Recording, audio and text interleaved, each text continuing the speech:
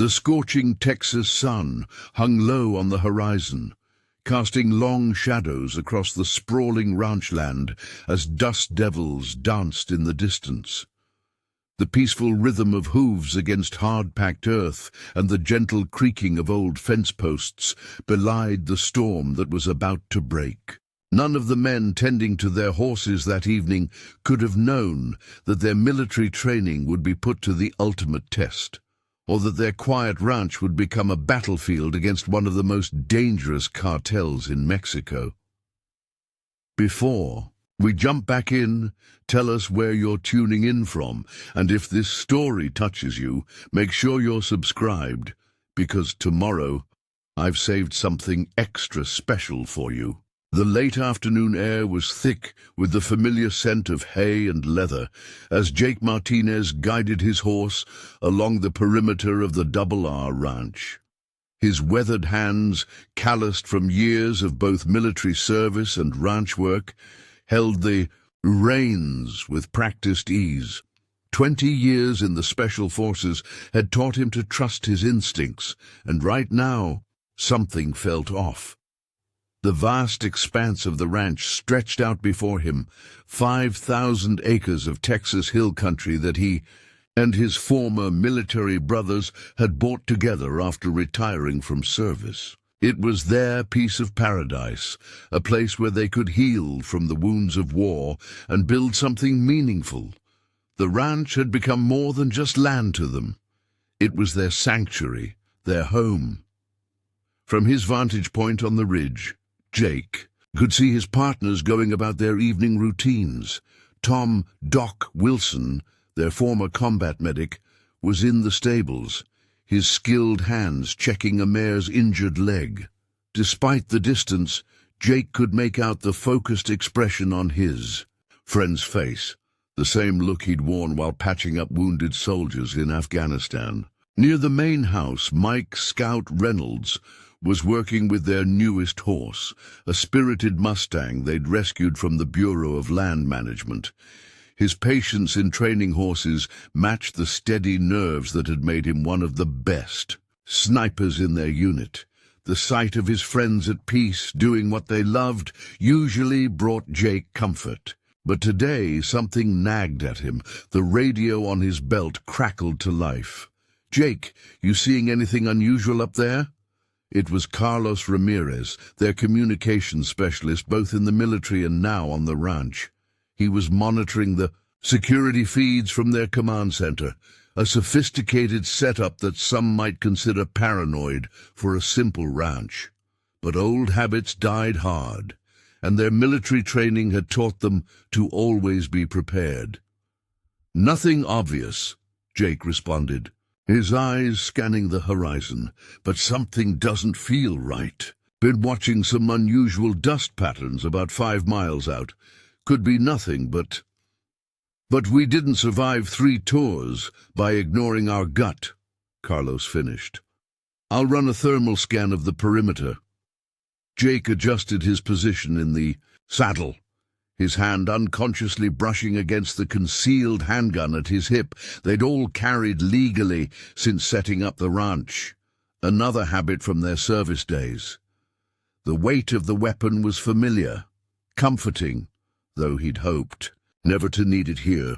The sun dipped lower, painting the sky in brilliant oranges and reds.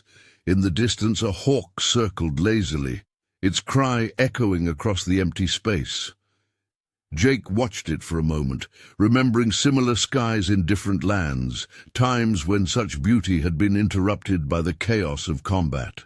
His radio crackled again. "Jake, we've got movement on the thermal imaging. Multiple vehicles approaching from the south, running dark. They're trying to stay hidden in the arroyos." Jake's muscles tensed, years of training kicking in instantly. "How many?"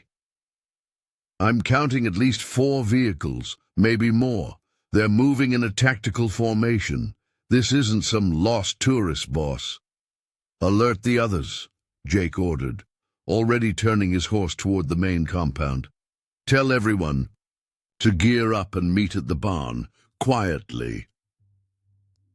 As he rode back, Jake's mind raced through possibilities. The ranch's location near the border had always made it vulnerable, but they'd hoped their sophisticated security systems and regular patrols would deter any serious threats.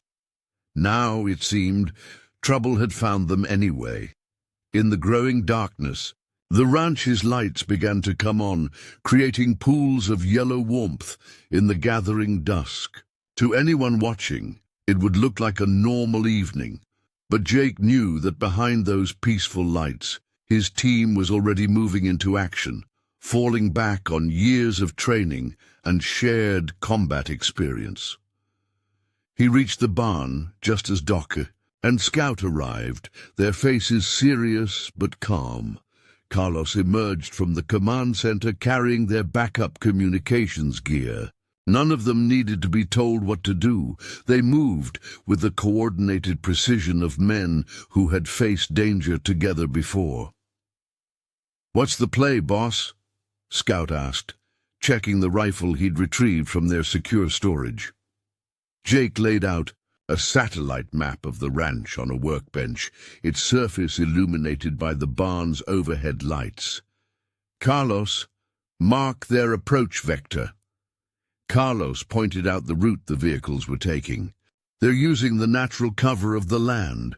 These guys know what they're doing." "Cartel," Doc said quietly. It wasn't a question.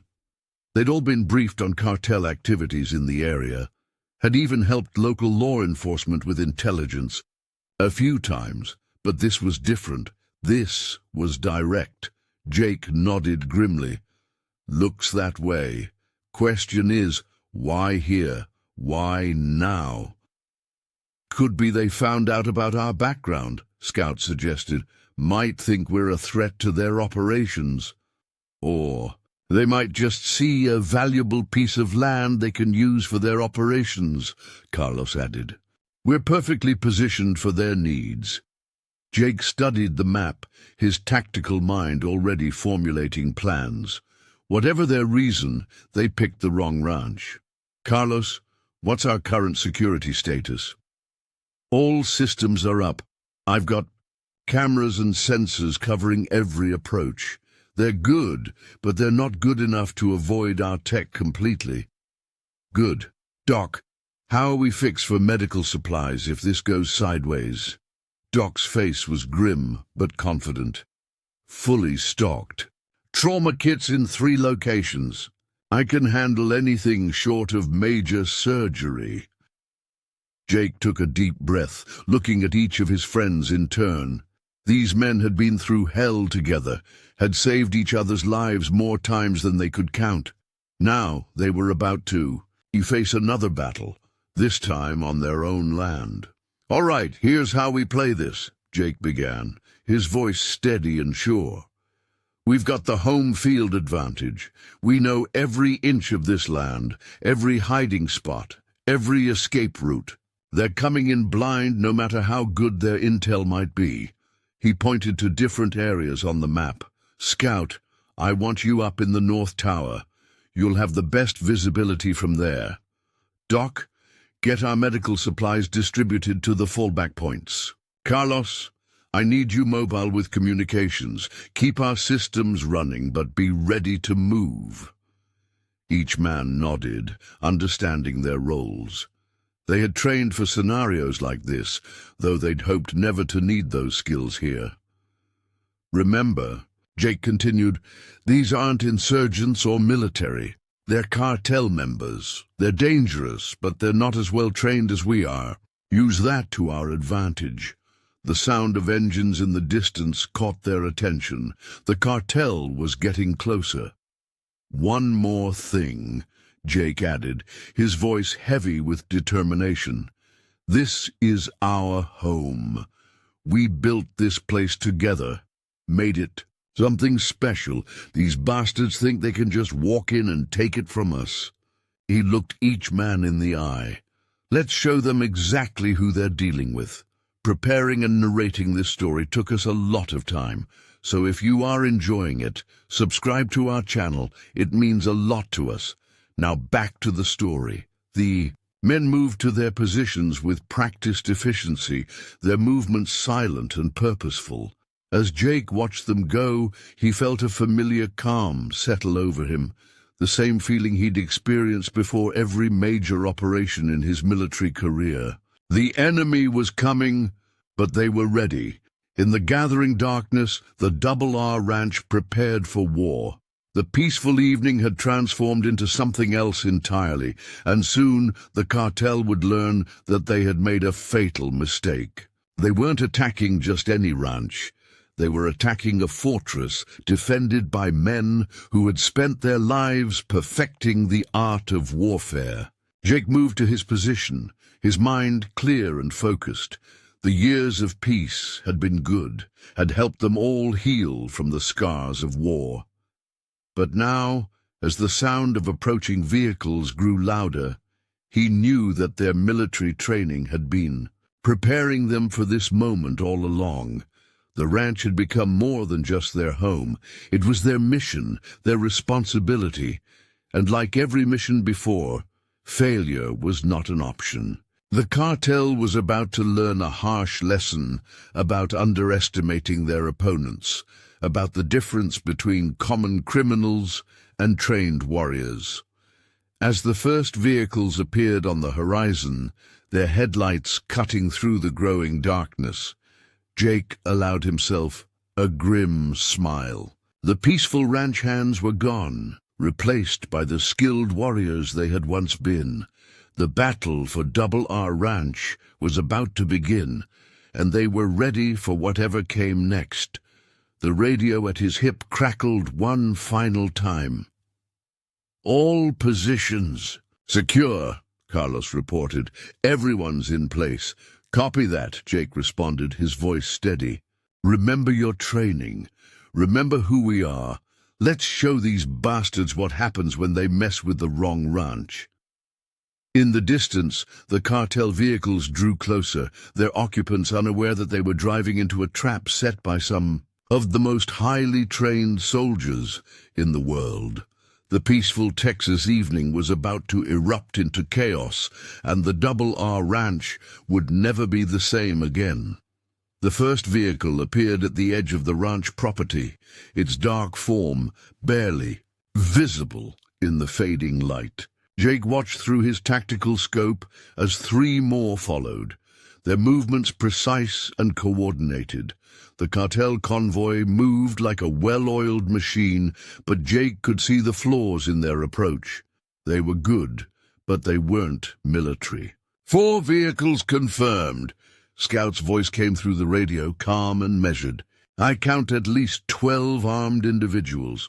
They're carrying AR-15s and what looks like body armor. These aren't your typical border runners." Jake's mind flashed back to similar operations in Afghanistan, watching enemy combatants approach their position. But this was different. This was their home, their sanctuary. The thought of these criminals threatening everything they'd built filled him with a cold, calculated anger. "They're splitting up," Carlos reported from his position. 2 vehicles heading toward the main house, 2 circling around to the stables. Standard pincer movement. Jake smiled grimly. The cartel's tactics were predictable, almost textbook. They were used to intimidating civilians, not engaging trained military operators. "Let them come," he whispered. "Let them think they have us surrounded." The ranch's security systems were already working silently in their favor. Hidden cameras tracked every movement, while pressure sensors in the ground recorded each vehicle's position. Carlos had designed the system himself, using skills honed from years of military intelligence work. "Doc, are the horses secure?" Jake asked, thinking of the innocent animals in their care. "All locked down in the reinforced stable," Doc confirmed. "They're safe, and I've got a clear line of fire from here if needed." The cartel vehicle stopped about 100 yards from the main house, their engines idling. The night was silent, except for the low rumble of diesel motors and the occasional cry of a distant coyote. Jake could see figures emerging from the vehicles, their movements confident, arrogant. One man stood out from the rest, taller, better, dressed, clearly in charge. He barked orders in Spanish, his voice carrying across the empty space. Jake's years of border operations had given him enough Spanish to understand the basics. They weren't here just to intimidate. They were here to take. All units hold position, Jake commanded. Let them make the first move. Remember your training. These aren't soldiers, they're thugs with guns. We've faced worse odds in worse places. The cartel leader raised a megaphone to his lips. "We know you are in there!" His accented English boomed across the ranch. "We have a business proposition for you. Come out, and we can discuss this like civilized men." Jake almost laughed at the absurdity of it. Civilized men didn't show up armed in the middle of the night. He'd seen this tactic before, the false negotiation, the pretense of civility before the violence began. "Scout, do you have a clean shot on the leader?" Jake asked. "Affirmative. Winds at 3 miles per hour. Slight adjustment needed for elevation. I can take him whenever you give the word. Hold for now. Let's see what they're really after." The cartel leader waited a few moments, then spoke again. "Your ranch is in a very strategic location. We are willing to pay you well for its use. Don't make this difficult. We would hate for anything unfortunate to happen." Jake watched as more men emerged from the vehicles, taking up tactical positions. They were trying to look intimidating, but to his trained eye, their positioning was amateur. They were leaving gaps in their coverage, failing to properly secure their flanks. "Boss!" Carlos's voice crackled through the radio. "I'm picking up more movement on the thermal imaging. Looks like they had a second team waiting in reserve, at least 2 more vehicles approaching from the east." Jake processed this new information quickly. The cartel was better prepared than he'd initially thought, but it didn't change anything. If anything, it made their intentions clearer. "They're not here to negotiate," Jake told his team. "They're here to take the ranch, either by intimidation or force. They probably think we're just some ordinary ranchers who'll fold under pressure." "Should we show them otherwise?" Doc asked, a rare edge of anticipation in his voice. Jake considered their options. They could try to wait it out, call for law enforcement, but he knew that by the time help arrived, it would be too late. The cartel would either have taken the ranch or destroyed it out of spite. "Carlos, initiate Defense Protocol Alpha," Jake ordered. "Doc, Scout, prepare for contact. These boys want to play soldier. Let's show them what real soldiers can do." Across the ranch, hidden systems hummed to life.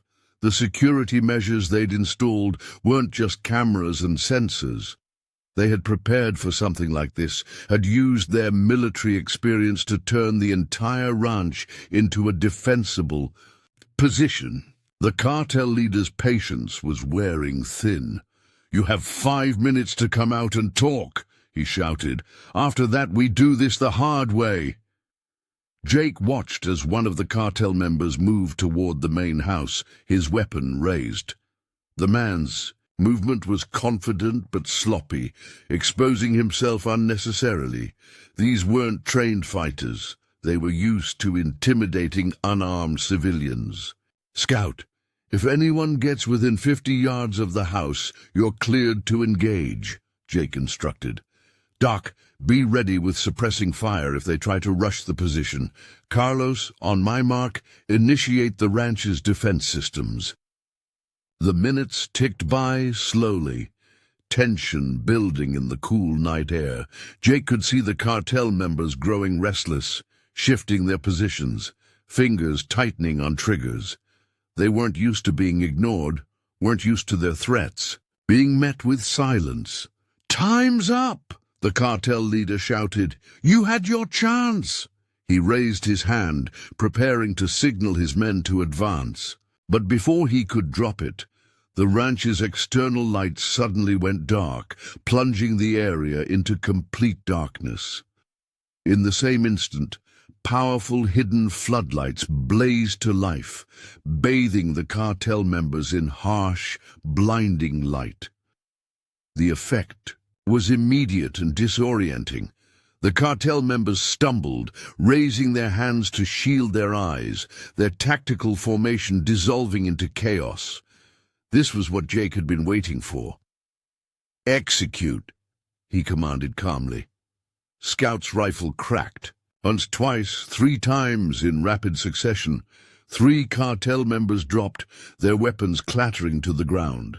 The shots were precise, aimed to wound rather than kill. They weren't murderers, but they would defend what was theirs. The cartel's response was predictable and ineffective.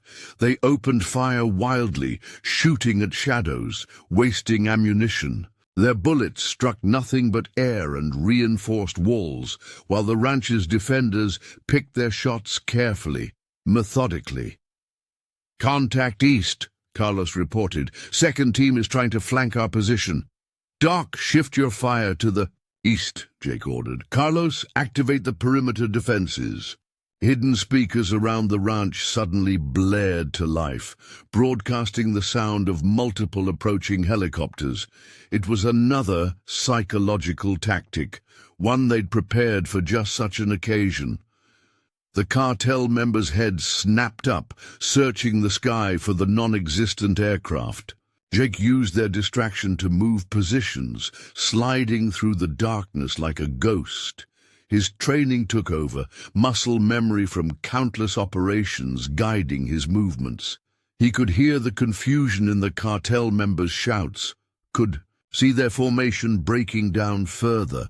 "They're falling back to their vehicles," Scout reported. "The leader's trying to reorganize them, but they're scattered." Jake allowed himself a small smile. The cartel had come expecting to intimidate some simple ranchers. Instead, they'd found themselves up against an enemy they weren't prepared to face. Their advantages in numbers and firepower meant nothing against superior training and preparation. "Carlos, Phase 2, Jake commanded. Across the ranch, hidden speakers began broadcasting recorded radio chatter, making it sound like a large military force was converging on the position. It was another psychological trick, but an effective one. The cartel members, already rattled by the precise shooting and disorienting lights, began to panic. "Jefe, we must leave," one of them shouted in Spanish. "They were waiting for us. They're not alone." The cartel leader tried to regain control, shouting orders and threats, but it was too late. His men were already scrambling for their vehicles, their earlier confidence shattered by the unexpected resistance they'd encountered. "Should we stop them?" Scout asked, his rifle trained on the retreating figures. "Negative," Jake replied. "Let them go. They've learned their lesson. But Carlos, make sure we get clear images of every face and vehicle. They might think twice about coming back, but we should be prepared." The cartel vehicles roared to life, their tires spinning in the dirt as they retreated. Their careful tactical approach had dissolved into a panicked flight, leaving behind dropped weapons and wounded companions. As the sound of engines faded into the distance, Jake allowed himself to relax slightly. They had won this round, had defended their home without taking a single life. It was a victory that felt different from their military successes, more personal, more satisfying. "All units, report," he commanded. "Scout here, all clear from my position. No casualties on our side. Doc reporting, 3 wounded hostiles being secured and treated, nothing serious. Carlos checking in, all systems functional. I've got clear footage of the entire encounter." Jake nodded, satisfied. They had faced their first real threat as civilians and had prevailed using the skills they'd learned in service. The ranch was still theirs, still secure. But as he looked out over the darkened property, he knew this wasn't over. The cartel wouldn't take this humiliation lightly. They would be back, better prepared, more determined. But that was fine. He and his team would be ready. The night's events had proven what they'd always known. Their military training wasn't just something from their past. It was a part of who they were, a tool they could use to protect what they'd built. The cartel had made a serious mistake in targeting their ranch, and they'd paid the price for that error. As Jake moved to help Doc with the wounded cartel members, he felt a familiar sense of purpose. They weren't just ranchers anymore. They were once again warriors, defending their home with the skills they'd hoped never to need again. The battle for Double R Ranch had begun, and they would face whatever came next together, as they always had. Dawn broke over Double R Ranch, painting the sky in hues of amber and gold. Jake stood on the front porch of the main house, a cup of coffee cooling in his hands as he surveyed the aftermath of last night's confrontation. The ranch looked peaceful now, but the spent bullet casings scattered across the ground told a different story. Doc emerged from the makeshift medical bay. They'd set up in one of the outbuildings, wiping his hands on a towel. "Our guests are stable," he reported, joining Jake on the porch. 2 through-and-through shoulder wounds, 1 knee, nothing life-threatening, just like we planned. Jake nodded, taking a slow sip of coffee. "They talking?" "Oh, they're talking." "All right," Scout called out, approaching from the direction of the barn. "Carlos has been interviewing them. Turns out they're part of the Los Lobos cartel. They've been expanding their territory, taking over ranches all along the border for their operations." The information settled heavily in Jake's stomach. Los Lobos was one of the most brutal cartels operating in the region. Their leader, Manuel El Coyote Ramirez, was known for his ruthlessness and his refusal to accept defeat. "They're just the advanced team," Carlos added, joining the group. He held up a tablet displaying surveillance footage. "Based on their communications, El Coyote himself is running this operation. He's got a personal interest in our ranch." Jake's jaw tightened. During his military days, he'd crossed paths with Los Lobos several times. They were more organized than most cartels, employing former military personnel and maintaining a sophisticated intelligence network. "Show them what we found in their vehicles," Carlos continued, swiping through images on his tablet. The screen displayed photos of detailed maps of the ranch, surveillance photos, and what appeared to be building plans. "They've been watching us for weeks," Scout observed, studying the images. "These photos, they show our regular routines, security patrol patterns. They thought they knew everything about us. Except for who we really are," Doc added with a grim smile. Jake set down his coffee cup, his mind already working through scenarios. "They'll be back. El Coyote won't let this humiliation stand, and next time they'll come prepared for a real fight." "Then we better be ready." A new voice joined the conversation. Sarah Chen, their neighbor from the adjacent ranch, walked up the porch steps. A former Army intelligence officer, Sarah had been their ally since they'd bought the ranch. "I heard the commotion last night," she continued, her expression serious. "My contacts in Border Patrol say Los Lobos has been mobilizing. They're calling in reinforcements from across the border."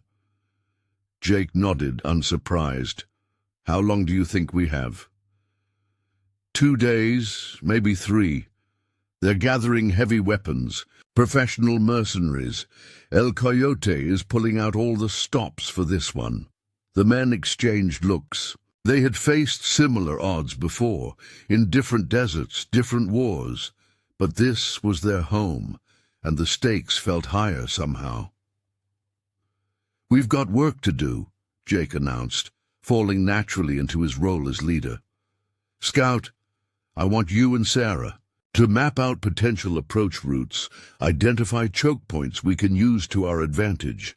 Doc, inventory our medical supplies and set up additional treatment stations. Carlos, get our surveillance systems upgraded. I want to know the moment they start moving." As his team dispersed to their tasks, Jake walked to the barn, his boots crunching on gravel. Inside, the horses nickered softly, unaware of the storm gathering on the horizon. He approached his own horse, a sturdy bay gelding named Ranger, and ran a hand along its neck. "We're not giving up this place," he murmured, more to himself than the horse. "Not to them, not to anyone."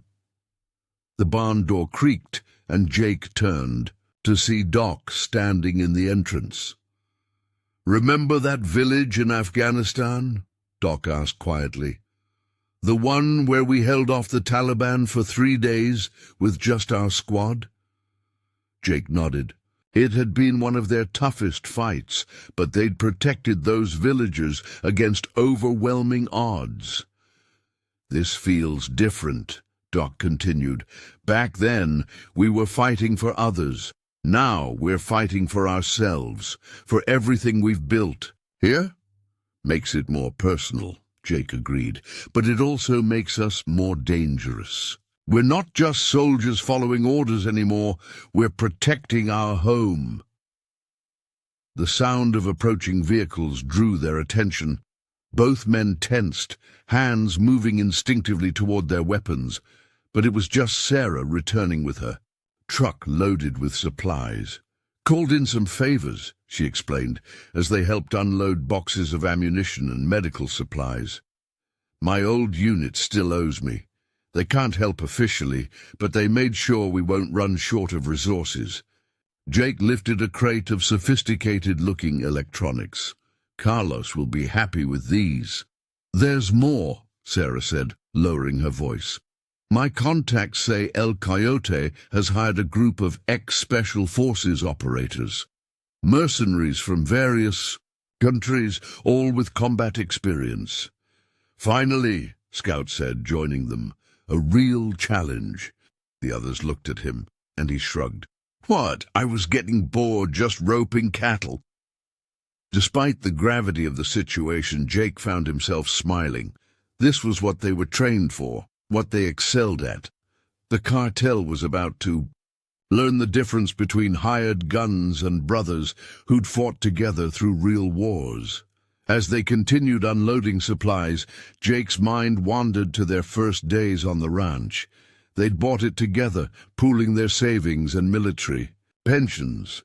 Everyone had thought they were crazy, trying to run a working ranch with no farming experience.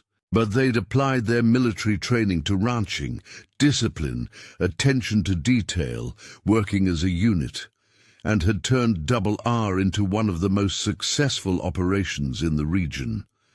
Now those same skills would help them defend it. By midday, the ranch had been transformed. Carlos had set up additional surveillance cameras and motion sensors. Scout had identified and fortified sniper positions. Doc had established multiple aid stations, each stocked with combat medical supplies. They weren't just preparing for a fight, they were preparing for a war. "Take a look at this," Sarah called out, spreading a satellite map across a table in the command center. "Based on the intel, they'll likely stage their forces here." She pointed to a series of ridges about 5 miles from the ranch. "It gives them good coverage of our approaches and plenty of space to marshal their forces." "Perfect," Jake said, studying the terrain. That's exactly where we want them. The others gathered around as Jake outlined his plan. It was audacious, possibly even crazy, but they had pulled off crazier missions before. They'll expect us to stay defensive, to huddle in the ranch and wait for their attack, he explained. Instead, we're going to take the fight to them. But first, we're going to show them what they're really up against. Carlos grinned, already catching on. Psychological warfare. Make them question whether they really want this fight. Exactly. They think they're dealing with simple ranchers who got lucky last night. Let's show them how wrong they are. The team spent the rest of the day preparing, each man falling back on years of training and experience. They set up defensive positions, prepared equipment, and ran drills just like they had in the military. But there was a different energy to it now. A personal stake that made every action more focused, more determined. As evening approached, Jake gathered his team in the barn. The setting sun streamed through the windows, casting long shadows across the floor. "Tomorrow, we send them a message," he announced. "Show them exactly who they're dealing with. Make them understand that this isn't just another ranch they can intimidate into submission." He looked at each of his friends in turn, seeing the same determination in their eyes that he felt in his heart. They had fought together in the world's harshest battlefields, had faced down the worst humanity had to offer. Now they would fight one more battle, not for a military objective or a political goal, but for something more important. Their home. "Get some rest," Jake ordered. "Tomorrow we remind El Coyote and his men why you don't mess with Special Forces operators, retired or not." As his team dispersed, Jake remained in the barn, checking his weapons one last time. The familiar routine was calming, helping him focus on the task ahead. They were outnumbered, facing an enemy with significant resources and no moral constraints. But they had something the cartel didn't. A lifetime of real combat experience and an unshakable bond forged in the fires of war. The cartel was about to learn a harsh lesson about the difference between hired guns and warriors who fought for something they believed in. The battle for Double R Ranch was about to enter a new phase, and Jake intended to make sure it was one El Coyote would never forget. In the pre-dawn darkness, Jake and his team moved silently through the rugged terrain, their movements fluid and practiced. They had left the ranch 2 hours ago, using their intimate knowledge of the land to approach the cartel's staging area undetected. The plan was risky, but calculated, a preemptive strike that would shake the cartel's confidence. Scout took point, his experienced eyes scanning the landscape through his night vision goggles. Behind him, Doc and Carlos moved in perfect sync, while Jake brought up the rear. They carried minimal equipment, just weapons, communications gear, and specific tools for their mission. This wasn't about engaging in a full battle. It was about sending a message.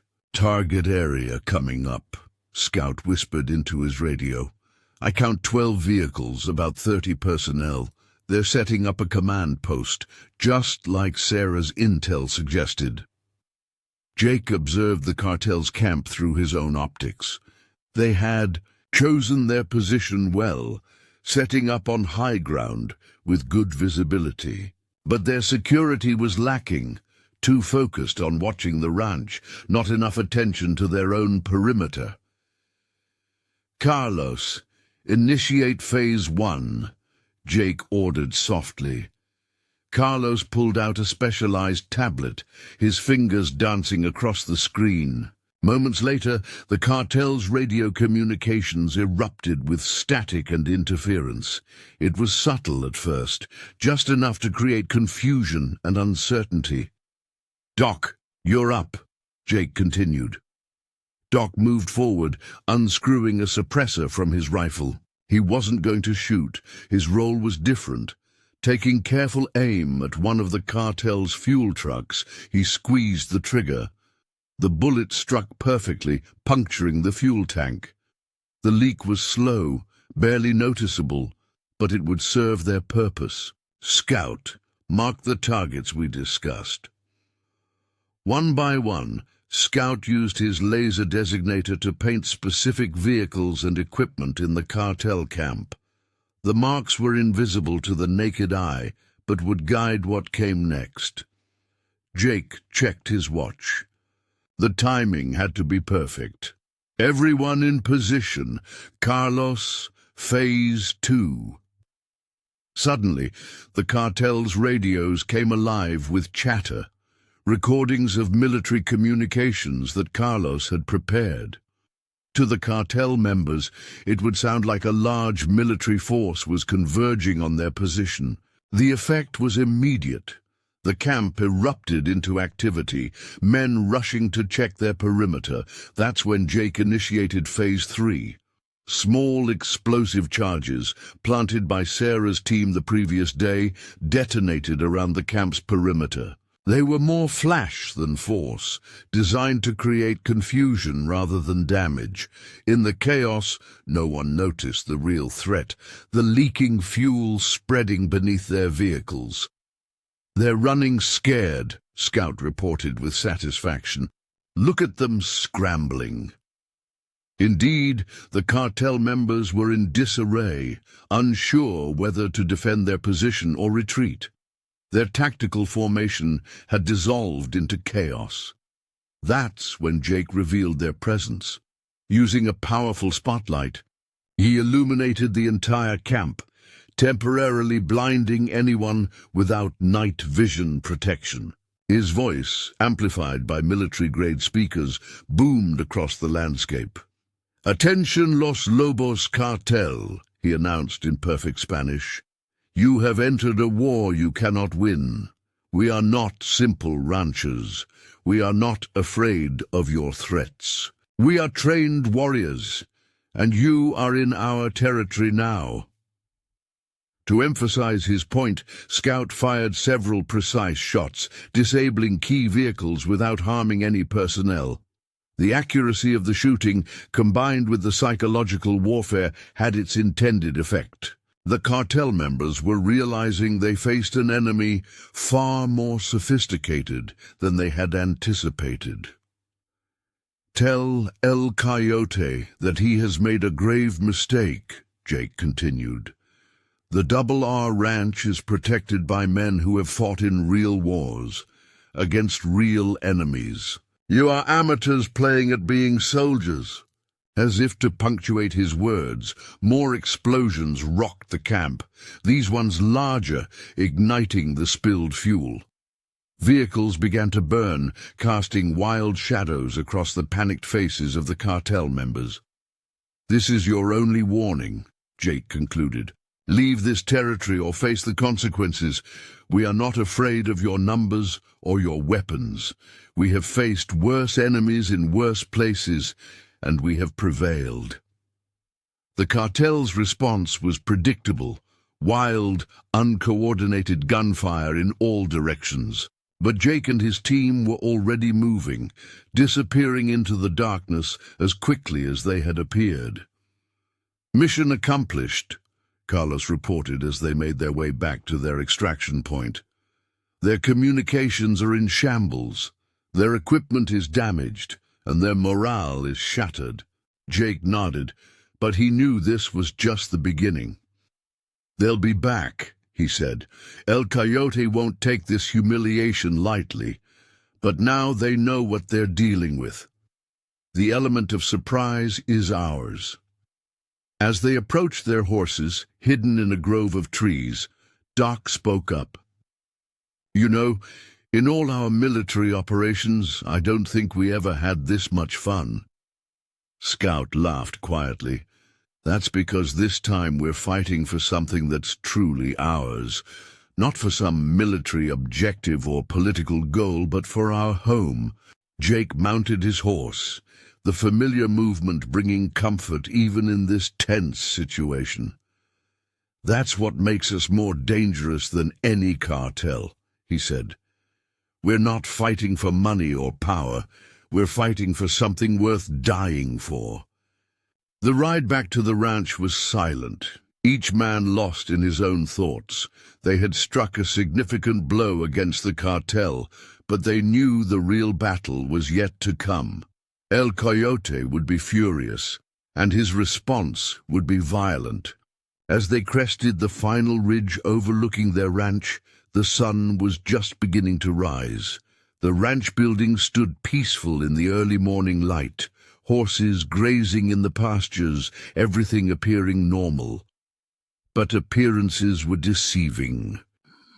The ranch was now a fortress, prepared for whatever the cartel might throw at them. Sarah was waiting for them at the barn, her face showing both relief and excitement. "Border Patrol picked up massive movement on their side," she reported. "El Coyote is calling in every favor he has. My contacts say he's even reaching out to other cartels for support." Jake dismounted, patting his horse's neck. "Good. Let him bring everything he has. The more resources he commits, the more he loses when we beat him." The team gathered in the command center, reviewing footage of their operation. The cartel's reaction had been even better than they'd hoped. Complete confusion and disarray.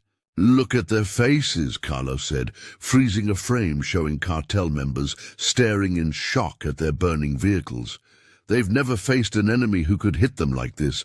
They're used to being the ones causing fear, not feeling it."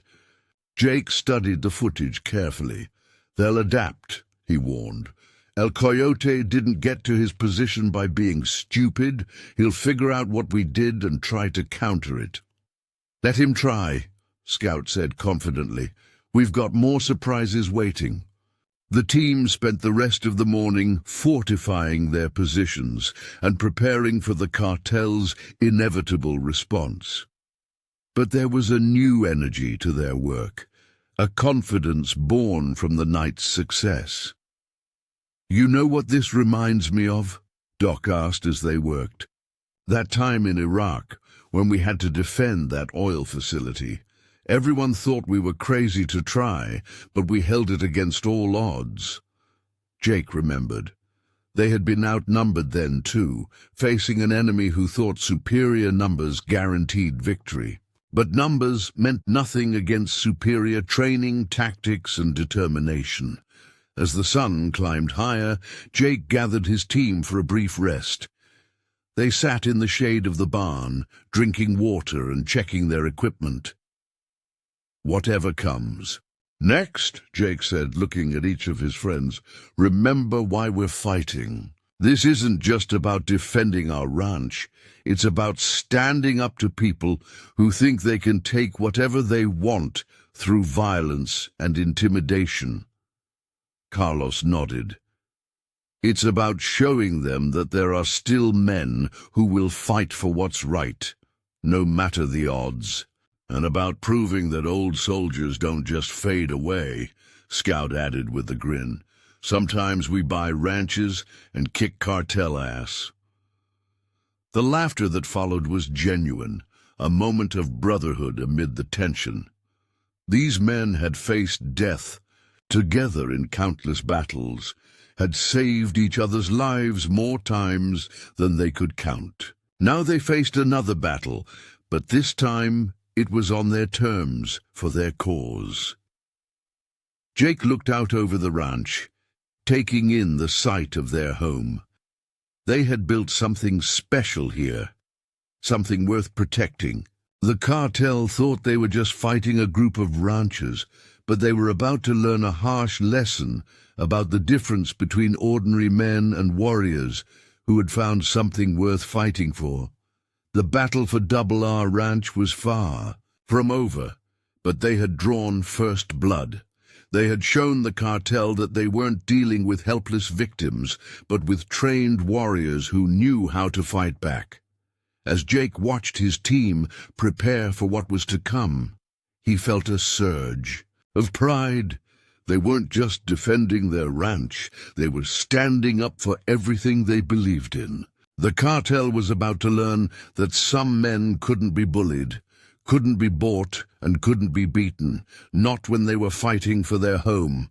The afternoon sun cast long shadows across Double R Ranch as Sarah's truck came speeding down the dirt road, kicking up a cloud of dust in its wake. She barely waited for the vehicle to stop before jumping out, her expression grim.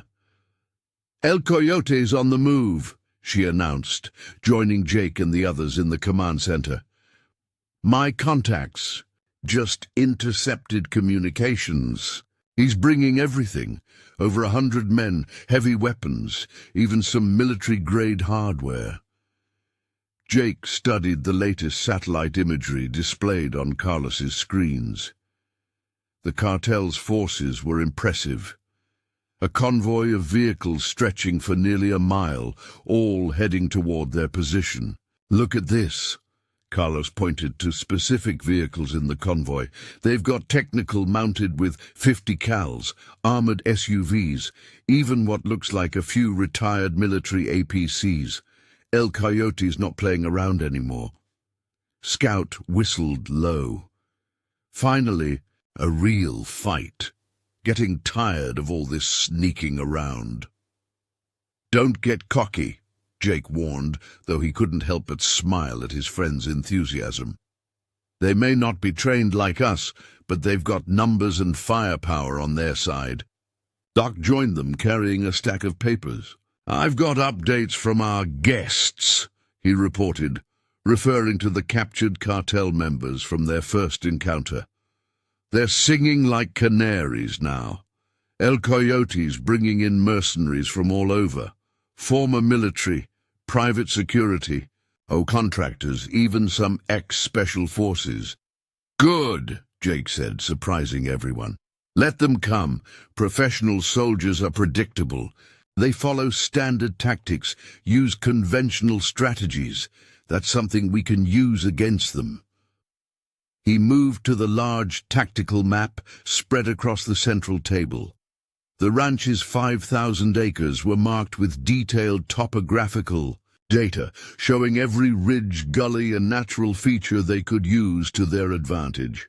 "Here's the plan," Jake began, his voice carrying the authority of countless battlefield briefings. "They'll expect us to stay defensive to fortify the ranch buildings and wait for their assault. So that's exactly what we won't do." His fingers traced paths across the map. "We're going to use the land itself as a weapon. Every hill, every wash, every strand of barbed wire becomes part of our arsenal. We're not just defending a ranch, we're controlling the battlefield." Carlos grinned, already catching on. "We're going to turn their numbers against them. The more men they bring, the harder it'll be for them to coordinate effectively." "Exactly. Scout, I want you to set up a series of false sniper nests. Make them obvious enough to be spotted, but convincing enough to draw their attention. Doc, prepare medical caches at these points." He marked several locations. "We'll need to stay mobile." Sarah studied the map intently. "I can have my contacts in Border Patrol increase their aerial surveillance. Won't stop the cartel, but it'll make them nervous, force them to move more cautiously." Jake nodded appreciatively. The plan was coming together, but there was one more element needed. He turned to his team, his expression serious. "What we did last night was just a taste. Now we show them what happens when they push American veterans too far. Each of you has a lifetime of combat experience, skills honed in the world's worst hellholes. It's time to put all of that to use." The team spent the next hours preparing, but not in ways the cartel would expect. Instead of fortifying buildings, they prepared the land itself. They used their ranching equipment in ways their military training had taught them. turning irrigation ditches into tank traps, using cattle gates to create choke points, positioning hay bales to provide concealed firing positions. Scout worked with almost artistic precision, setting up dummy sniper positions that would draw enemy fire and attention. Each false position was carefully crafted to waste the cartel's time and resources. "Remember that time in Kandahar?" he called out to Jake, "when we made the Taliban waste 2 days trying to clear empty buildings?" Jake remembered. They had used similar tactics then, using the enemy's caution against them. But this was different. This was their home, and they knew every inch of it. Carlos had transformed their regular ranch security system into a sophisticated battlefield management network. Cameras, motion sensors, and thermal imaging devices created a web of surveillance that would let them track every cartel movement. "I've got something special planned," he said, showing Jake a series of small devices. Remote-controlled speakers broadcasting recorded gunfire and explosions. "We can make them think they're being attacked from any direction." Doc had his own preparations, but not just medical ones. As a combat medic, he had learned that treating wounds was only part of the job. Sometimes preventing them was more important. "I've set up trauma stations here, here, and here," he pointed to the map, "but I've also prepared something else." He showed them packages of carefully prepared herbs and chemicals. Non-lethal, but they'll make anyone who breathes them wish they'd stayed home. Sarah brought more than just intelligence. Her contacts had provided them with military-grade communication jammers, thermal blankets to hide from infrared detection, and other specialized equipment that would help even the odds. As evening approached, Jake called his team together one last time. The sun was setting behind them, casting long shadows across the ranch, but none of them felt the tiredness that should have come after such a long day of preparation. "El Coyote thinks he's bringing an army to crush a few stubborn ranchers," Jake said, looking each of his friends in the eye. "Instead, he's walking into a trap set by men who've spent their lives perfecting the art of warfare. We're not just fighting for our ranch anymore. We're fighting for every honest person who's ever been bullied by criminals who think they can take whatever they want." Scout checked his rifle one last time, his movements precise and practiced. "You know what's different about this fight? In the military, we were following orders, fighting for objectives we didn't always understand. Here, we're fighting for something that's ours." Doc nodded, adding, "And we're fighting together just like always. The same team that survived everything from Fallujah to Helmand. The cartel has no idea what they're walking into." Carlos was monitoring his screens, watching the cartel's convoy approach through various sensors. "They're moving exactly like we predicted, following the main roads, staying in tight formation.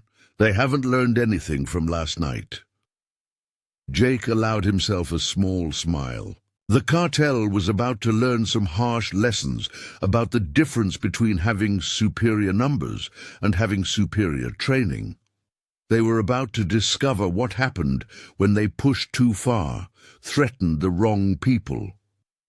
"Get to your positions," he ordered. "Remember, we're not just defending our land. We're showing them that there are still men who will stand up to tyranny, who will fight for what's right, regardless of the odds." As his team moved out, Jake took one last look at the ranch in the fading light. The buildings stood peaceful. Against the darkening sky, the horses in their corrals unaware of the coming storm. This place had become more than just a ranch to them. It had become a symbol of everything they had fought for during their military careers. The cartel was bringing an army to take it from them. But they were about to learn that some things couldn't be taken by force, that some men couldn't be intimidated or defeated. They were about to discover the difference between fighters who worked for money and warriors who fought for something they believed in. Jake checked his weapon one last time, the familiar weight comforting in his hands. The night ahead would be long and violent, but he felt only calm determination. They had faced worse odds in worse places and had prevailed. This time they were fighting on their own terms, for their own cause. The battle for Double R Ranch was about to enter its final phase, and Jake intended to make sure it was one that would be remembered. The cartel was about to learn why you don't threaten men who had spent their lives perfecting the art of war, why you don't try to take something from soldiers who had found something worth fighting for. Darkness had fully descended over Double R Ranch when Carlos's surveillance systems detected the first wave of cartel vehicles approaching.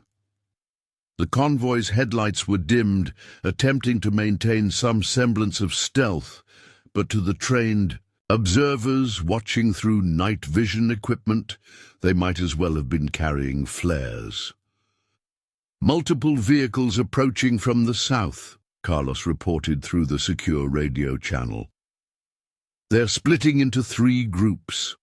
Looks like they're planning to hit us from multiple angles. Jake watched from his elevated position as the cartel forces spread out across the landscape. Their deployment was textbook, exactly what he would expect from mercenaries trained in conventional warfare, but conventional warfare wasn't what they had planned for their unwelcome visitors. "Scout, status on our special preparations?" Jake asked quietly. "All set. They're about to run straight into our first surprise. My money's on the lead vehicle taking the bait." The lead vehicle in the central group was an armored SUV, moving cautiously along what appeared to be the safest approach to the ranch. What they couldn't see was the carefully concealed trap that Scout had prepared, a modern adaptation of an old Vietnam-era trick. The SUV hit the trigger wire at exactly 30 miles per hour. Instantly, powerful strobe lights and sound devices activated, while compressed air launchers sent clouds of Doc's special mixture into the air around the vehicle. The effect was instantaneous and dramatic. The SUV swerved violently, its driver blinded and disoriented by the strobes. The vehicle plowed into a ditch that had been deliberately flooded and deepened, becoming hopelessly stuck. The occupants scrambled out, coughing and cursing from Doc's chemical mixture, only to find themselves illuminated by hidden spotlights and caught in pre-sighted firing positions. "Like fish in a barrel," Scout commented. But Jake held his fire. This wasn't about killing. It was about sending a message. The other cartel vehicles halted, their commanders suddenly uncertain. They had expected a direct confrontation, not these sophisticated guerrilla tactics. While they hesitated, Jake's team implemented the next phase of their plan. Carlos activated his sound system, broadcasting the recorded sounds of helicopter rotors from multiple directions. Combined with the strobes and the darkness, it created the impression of a massive military operation surrounding the cartel forces. "Look at them scatter," Doc observed with professional satisfaction. The cartel members were breaking formation, their coordinated approach dissolving into chaos. But El Coyote hadn't become a cartel leader by being easily rattled. His voice boomed over loudspeakers, rallying his men. "Don't be fooled. These are tricks. There are only a handful of them. Push forward." Jake smiled grimly. El Coyote's pride was playing right into their hands. "Carlos, initiate sequence 2. Across the battlefield, carefully placed charges detonated, creating corridors. of fire that forced the cartel vehicles into pre-designated killing zones. But instead of attacking the trapped forces, Jake's team continued their psychological warfare. Laser designators painted cartel vehicles with targeting markers, while thermal decoys created false signatures of a much larger defending force. Every cartel attempt to gain tactical advantage was met with a pre-planned counter that seemed to anticipate their moves perfectly. "They're starting to crack," Sarah reported from her observation post. "The mercenaries are arguing with the cartel regulars. They're realizing they're up against something they weren't prepared for." Jake watched as the cartel forces tried to regroup.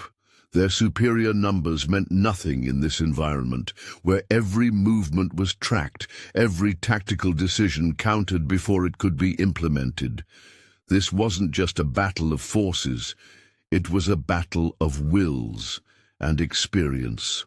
"Remember Fallujah," Jake broadcasted to his team. "Remember how we held that intersection against an entire insurgent battalion. Same principles. Let them wear themselves out against our preparation." The cartel's frustration began to show. They started firing wildly at suspected positions, wasting ammunition and revealing their own locations.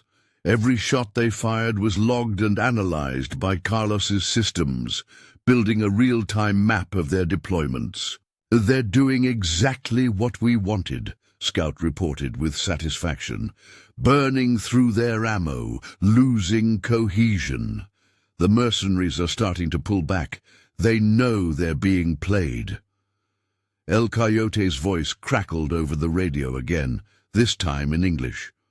"You cannot hide forever. We will burn your ranch to the ground if we have to."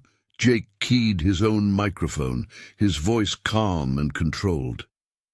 "You still don't understand what you're dealing with, El Coyote. We're not hiding. We're hunting. Every move you make is exactly what we want. Every position you take is where we planned for you to be. This isn't your territory anymore."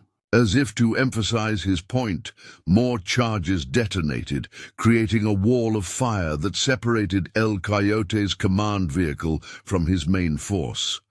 The cartel leader found himself isolated, his supposedly superior force scattered and demoralized. "Now," Jake commanded. His team moved with precision born from years of combat experience. Each man knew his role perfectly, executing complex maneuvers with fluid grace. They weren't just 4 men, they were a single unit, their movements synchronized and deadly. Scout's rifle cracked once, twice, 3 times. Each shot disabled a cartel vehicle's engine block, permanently immobilizing it. Doc launched his special mixtures into the cartel's positions, creating chaos and confusion.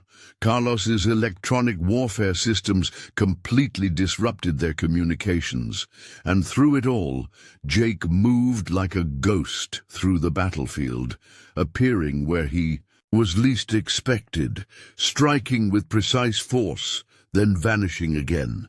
The cartel forces began to panic, shooting at shadows, jumping at every sound. "This is your last warning," Jake's voice boomed across the battlefield. "You came to our home, threatened what was ours, thought you could take by force what we built with honor. Now you understand, you're not fighting ranchers, you're fighting warriors who have faced worse enemies than you, in worse places than this."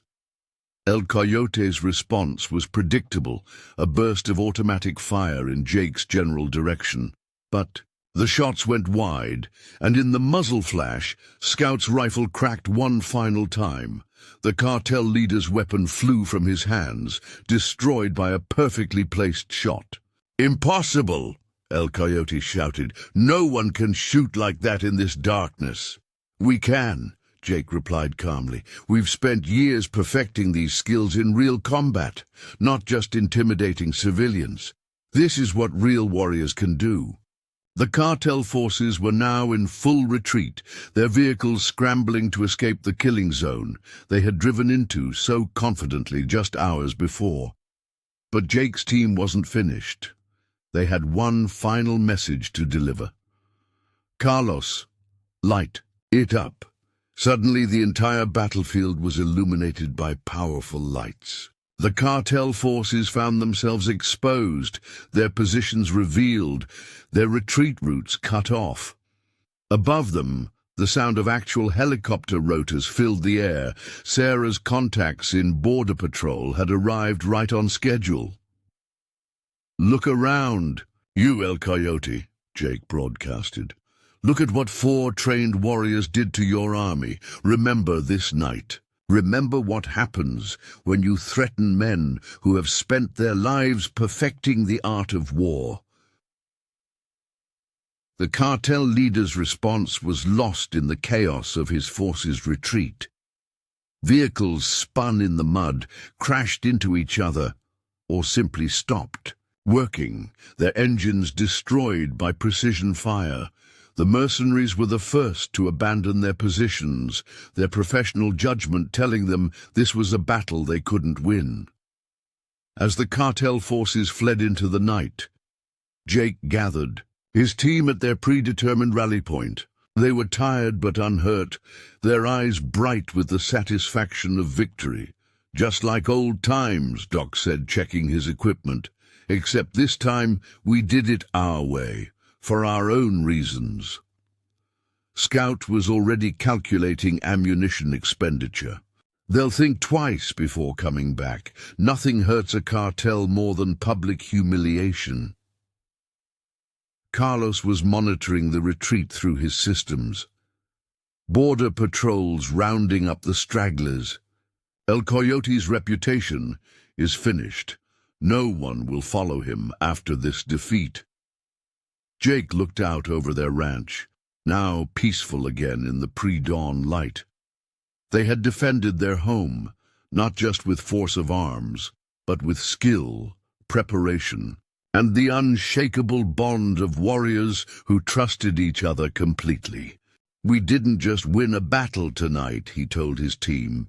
"We showed them that there are still men who will stand up to tyranny, who will fight for what's right regardless of the odds. We showed them that some things are worth fighting for, and some men can't be beaten when they're fighting for something they believe in." The sun began to rise over Double R Ranch, painting the sky in brilliant colors. The night's violence was over, but its lesson would endure. The cartel had learned that there were still places they couldn't take, still men they couldn't intimidate. And for Jake and his team, the ranch had become something more than just a home. It was a symbol of everything they had fought for, everything they believed in. They had defended it not just with weapons, but with the skills and brotherhood, forged in combat. The battle for Double R Ranch was over, but its legacy would live on. They had shown that the warrior spirit didn't fade with age or retirement, that the bonds of brotherhood forged in combat could transform any battlefield into a place of victory. The morning after their victory, Jake and his team gathered in the ranch's main house, their bodies tired but their spirits high. The smell of fresh coffee filled the air as they reviewed the night's events through Carlos's surveillance footage. What they saw confirmed what they already knew. They had achieved something extraordinary.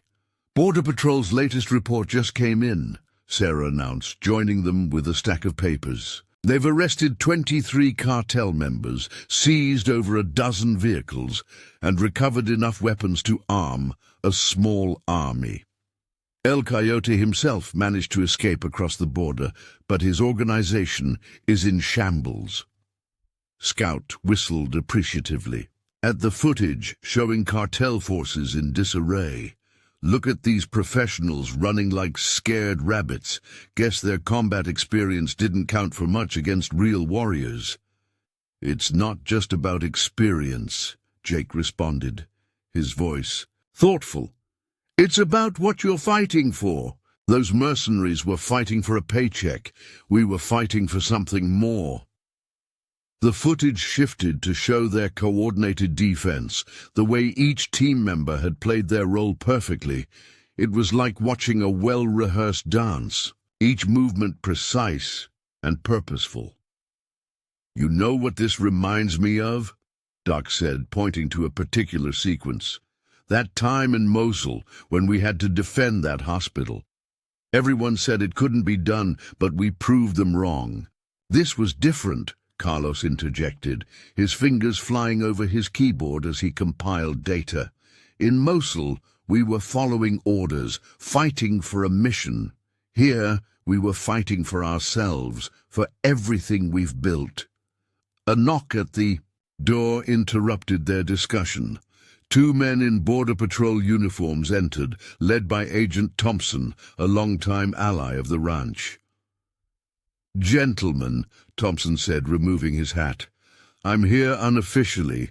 What you did last night, well, let's just say you've changed the game. The cartels have never faced anything like this before." Jake stood, offering the agent coffee. "They thought they could take whatever they wanted through force and intimidation. We showed them otherwise." "You did more than that," Thompson replied, accepting the coffee. "Word spreading fast on both sides of the border. Other ranches are talking about following your example, organizing their own defenses. You've given people hope." The implications of this statement hung in the air. They hadn't just defended their ranch, they had shown others that it was possible to stand up to the cartels, to fight back effectively. "There's more," Thompson continued. "We've been monitoring chatter from other cartel organizations. They're calling Double R Ranch La Fortaleza, the fortress. They're warning their people to stay away." Scout couldn't help but laugh. "La Fortaleza? I like it. Has a nice ring to it." But Jake saw beyond the immediate victory. "This isn't over," he said, studying the map on their tactical display. "El Coyote might be finished, but others will come. They'll see us as a challenge now." "Let them come," Doc replied firmly. "We'll be ready, and next time we won't be alone." He was right. Already, neighboring ranchers were reaching out, asking for advice on security measures, offering to form mutual defense agreements. What had started as 4 veterans defending their home was growing into something larger. Sarah spread out a new set of satellite images on the table. "My contacts in military intelligence are seeing increased cartel activity all along the border. They're reorganizing, adapting their strategies, but they're also afraid. For the first time, they're facing an enemy they don't know how to fight." Jake moved to the window, looking out over their land. The morning sun illuminated the ranch buildings, the horses in their corrals, the fields they had worked so hard to cultivate. But now he saw something else, a symbol of resistance, a beacon of hope for others who faced similar threats. "We need to be smart about this," he said, turning back to his team. "We can't just defend our own land anymore. We have a responsibility to help others, to share what we know." Carlos nodded, already pulling up plans on his computer. "I've been working on something," he said, "a network of surveillance systems that could link multiple ranches together, share information, coordinate responses. Like a civilian early warning system," Scout added, catching on to the idea. "Combined with proper training, it could make the entire region harder for the cartels to operate in." Thompson listened with growing interest. "The Border Patrol would be very interested in cooperating with such a network," he said carefully. "Unofficially, of course." Jake's mind was already racing with possibilities. They had shown that determined men with proper training could stand up to the cartels.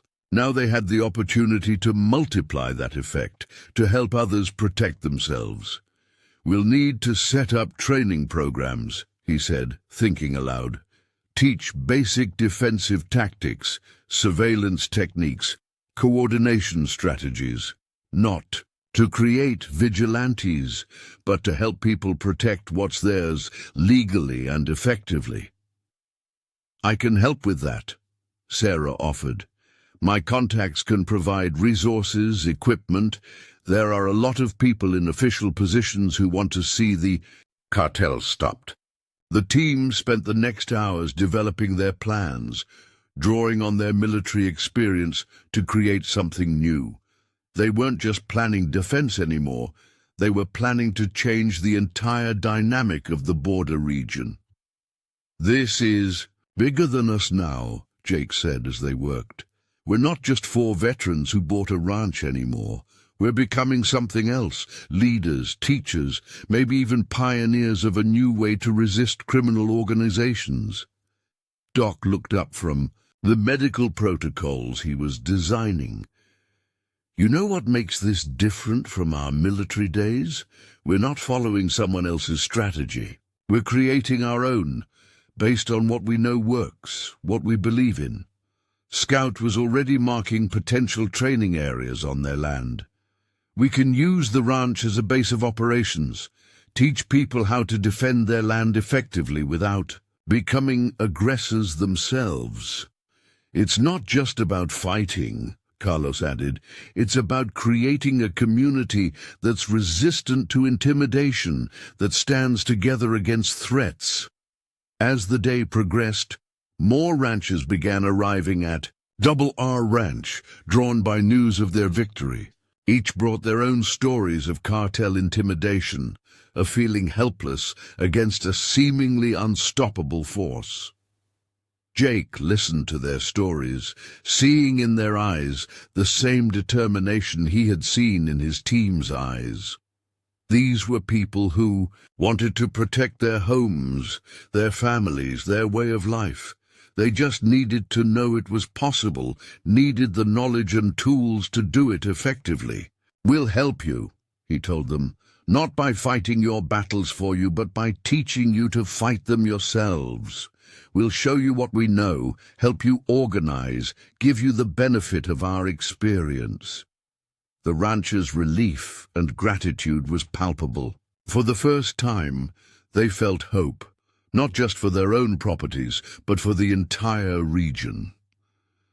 As the sun began to set on another day at Double R Ranch, Jake gathered his team one more time. They stood on the porch of the main house, looking out over their land and the people who had come seeking their help. "You know what we've really accomplished?" he asked his friends. "We've shown that the warrior spirit isn't just about fighting. It's about standing up for what's right, protecting those who need protection, teaching others to defend themselves." Scout nodded, understanding. "We're not just defending a ranch anymore. We're building something bigger. A community of people who won't be victimized, who stand together against threats. A fortress of hope," Doc added quietly, "for everyone who needs it." The name stuck. La Fortaleza had become more than just a cartel warning. It had become a symbol of resistance, of the power of trained men standing together against tyranny. As darkness fell over the ranch, Jake felt a deep sense of purpose. They had found something worth fighting for, something bigger than themselves. The battle for Double R Ranch had ended, but a new mission was just beginning. They would face more challenges, more threats, but they would face them together, not just as a team of veterans, but as leaders of a growing movement. They had shown that the skills learned in war could be used to protect peace, that the warrior spirit could build as well as defend. The ranch had become more than just their home. It had become a beacon of hope, a symbol of resistance, a fortress of freedom in a troubled land.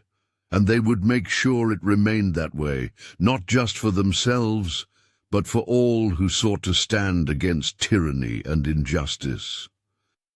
In the weeks following their victory over El Coyote's forces, our ranch transformed into something its founders had never imagined. The sprawling property had become a center of resistance and hope, a place where determined civilians learned to protect their homes and communities from cartel intimidation. Jake watched from the observation tower as Scout led a group of neighboring ranchers through basic surveillance techniques. The former sniper moved with patient precision, teaching them how to spot suspicious activity and coordinate their responses effectively. "Remember," Scout's voice carried across the training ground, "you're not trying to be heroes or vigilantes.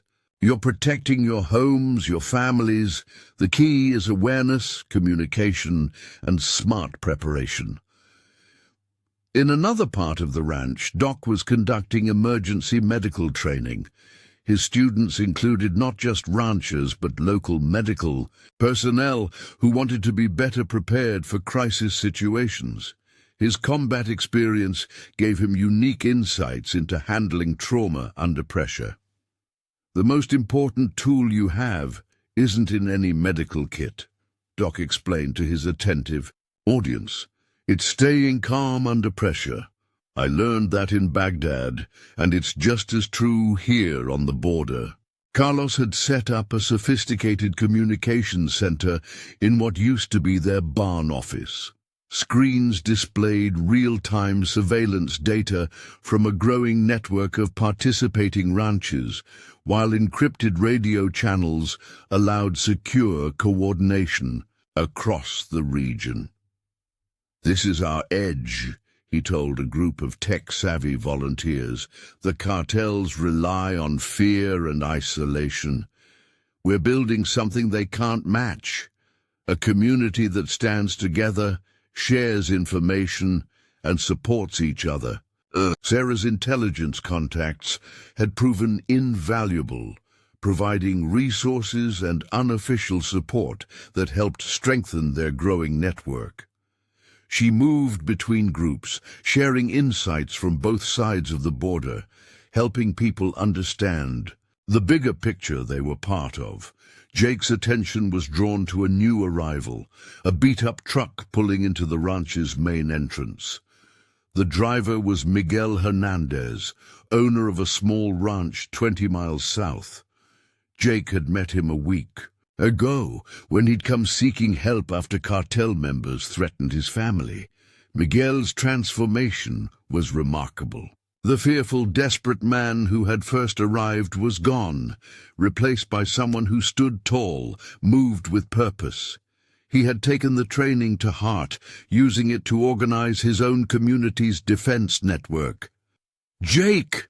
Miguel called out, his face breaking into a wide smile. "You need to hear this. Yesterday, some cartel scouts came to my ranch just like before, but this time, we were ready." Jake descended from the tower, genuinely interested. "What happened?" "They saw our new security setup, noticed how coordinated everyone was. One of them said, 'This place is becoming like La Fortaleza.' They left without making any threats." Miguel's pride was evident. Word is spreading. The cartels are learning that intimidation doesn't work when people stand together. This was exactly what Jake and his team had hoped for, not just defending their own ranch, but creating a model others could follow. They weren't building an army, they were building resilience, teaching communities to protect themselves legally and effectively. A commotion near the main house drew their attention. A border patrol vehicle had arrived, and Agent Thompson stepped out, his expression urgent. Jake moved to meet him, recognizing the look of someone bringing important news. "We've got movement," Thompson reported without preamble. "Large cartel forces gathering south of the border. Multiple organizations working together." something we've never seen before. Jake absorbed this information calmly. They're finally realizing what we're building here isn't just about one ranch. It's bigger than that, Thompson agreed. You're changing the whole dynamic. They can't just intimidate individual ranches anymore. They're facing organized, trained communities that support each other. That scares them more than any law enforcement operation.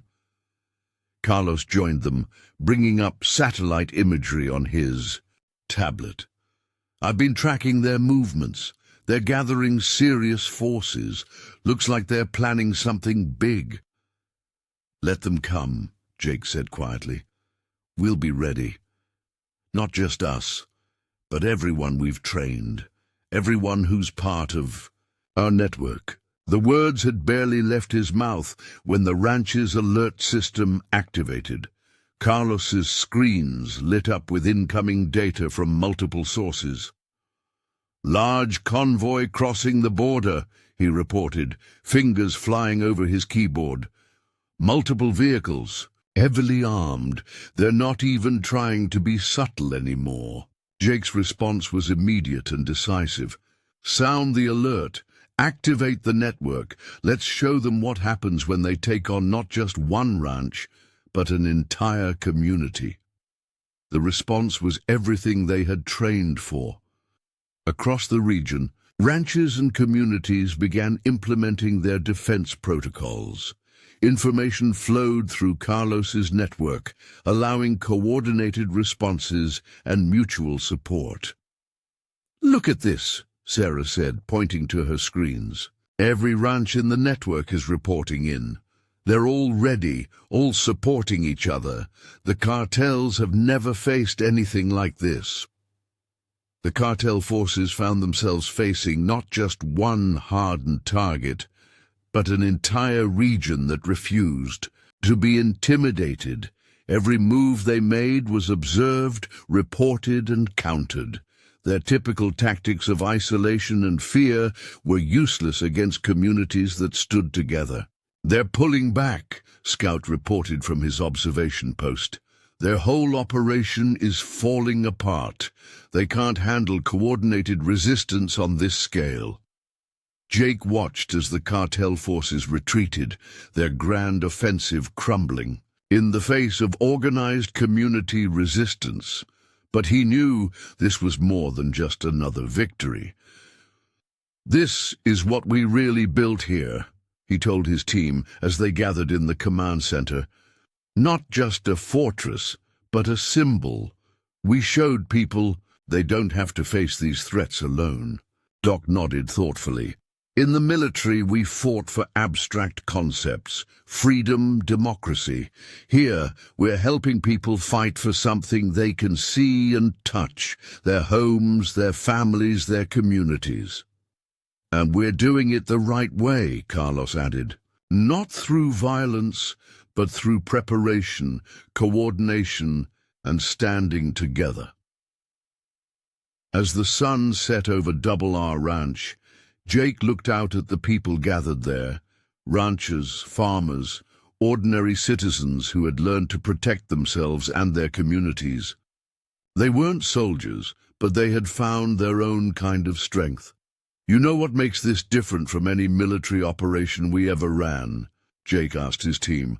We're not just winning battles, we're changing the whole game, the cartels. Can't intimidate people who stand together, who know how to protect themselves and support each other. Scout grinned.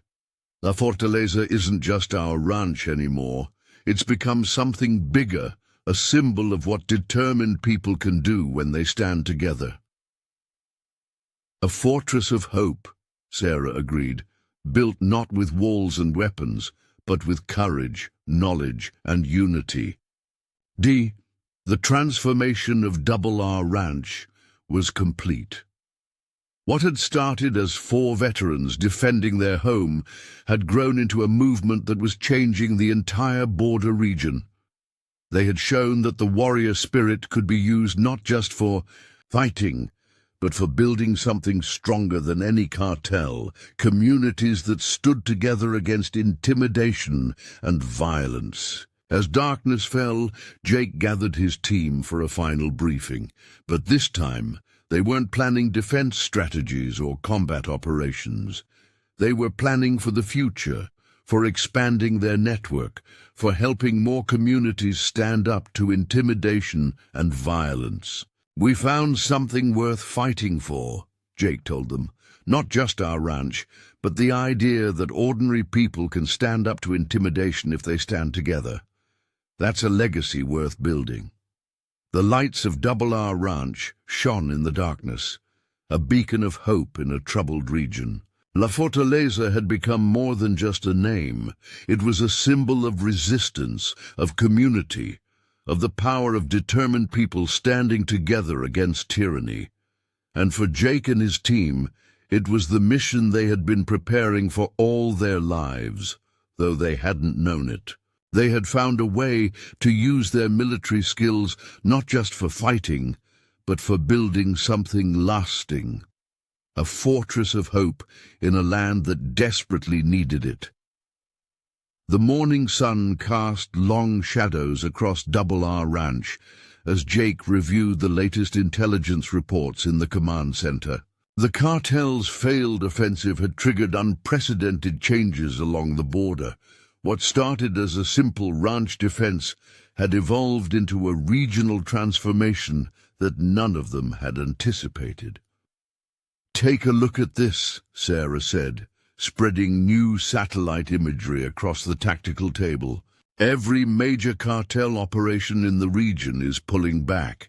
They're abandoning safe houses, changing routes, completely restructuring their operations." Carlos was monitoring communications chatter through his sophisticated network. "It's not just tactical retreat," he reported. "They're facing internal collapse.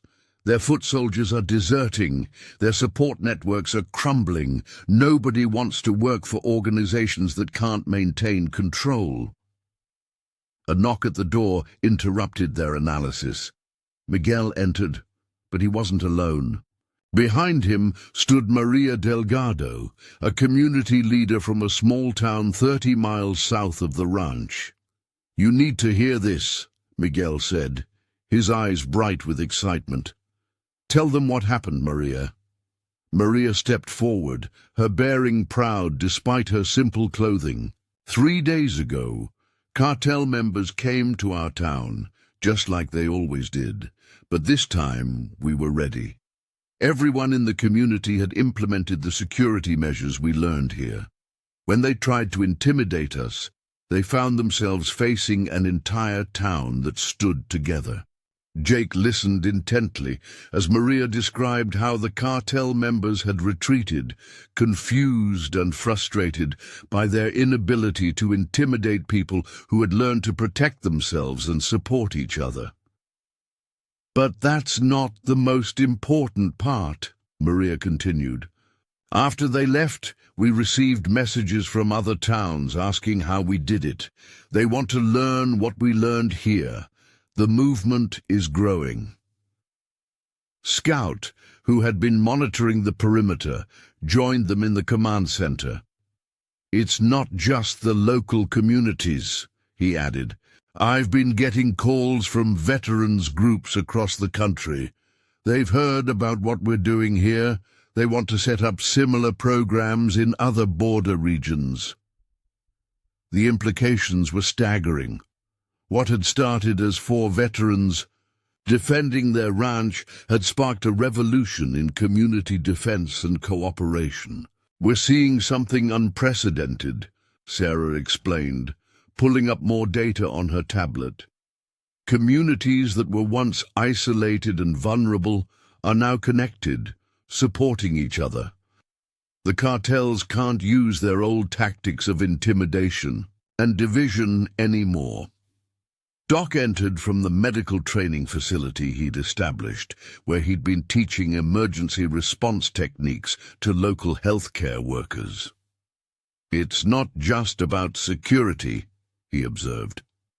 These communities are rediscovering their strength, their ability to stand together against any threat. Jake moved to the large map that dominated one wall of the command center. It was covered with markers, showing the growing network of communities that had joined their movement. Each point represented not just a location, but a group of people who had learned to protect themselves and support their neighbors. "You know what this reminds me of?" Jake asked his team. "Remember that village in Afghanistan, the one that finally stood up to the Taliban? Everyone said it couldn't be done, that the villagers would never find the courage to resist. But once they realized they weren't alone, everything changed." Carlos nodded, understanding the parallel. "But this is different. We're not just helping one village. We're creating a model that any community can follow." A commotion outside drew their attention. Through the windows, they could see a group of new arrivals, ranchers, farmers, and townspeople from across the region, coming to learn what Double R Ranch had to teach. "Look at them," Scout said softly. "Every one of those people used to live in fear of the cartels. Now they're standing tall, ready to protect their communities." Jake watched as the newcomers were greeted by those already training at the ranch. The transformation in these people was remarkable. They carried themselves differently now, with confidence and purpose rather than fear. "This is what real victory looks like," Jake told his team. "Not just defeating an enemy, but helping people find their own strength." Sarah's phone buzzed with an urgent message. "Border Patrol just intercepted some interesting communications," she reported. "The cartels are holding emergency meetings. They're calling us Los Guerreros del Pueblo, the People's Warriors." Scout couldn't help but laugh. "They still don't get it, do they? We're not the warriors. We're just showing people they can be their own warriors." Jake gathered his team closer, his voice serious but filled with purpose. "What we've built here is more powerful than any cartel. They rely on fear and division. We're creating unity and strength. They can't fight that with guns or threats." Doc was checking supplies for his next medical training session.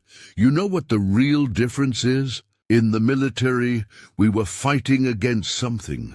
Here, we're fighting for something. We're helping people protect their homes, their families, their way of life." Carlos's surveillance systems suddenly lit up with new activity. "Multiple vehicles approaching from the south," he reported. But his tone was calm, even amused.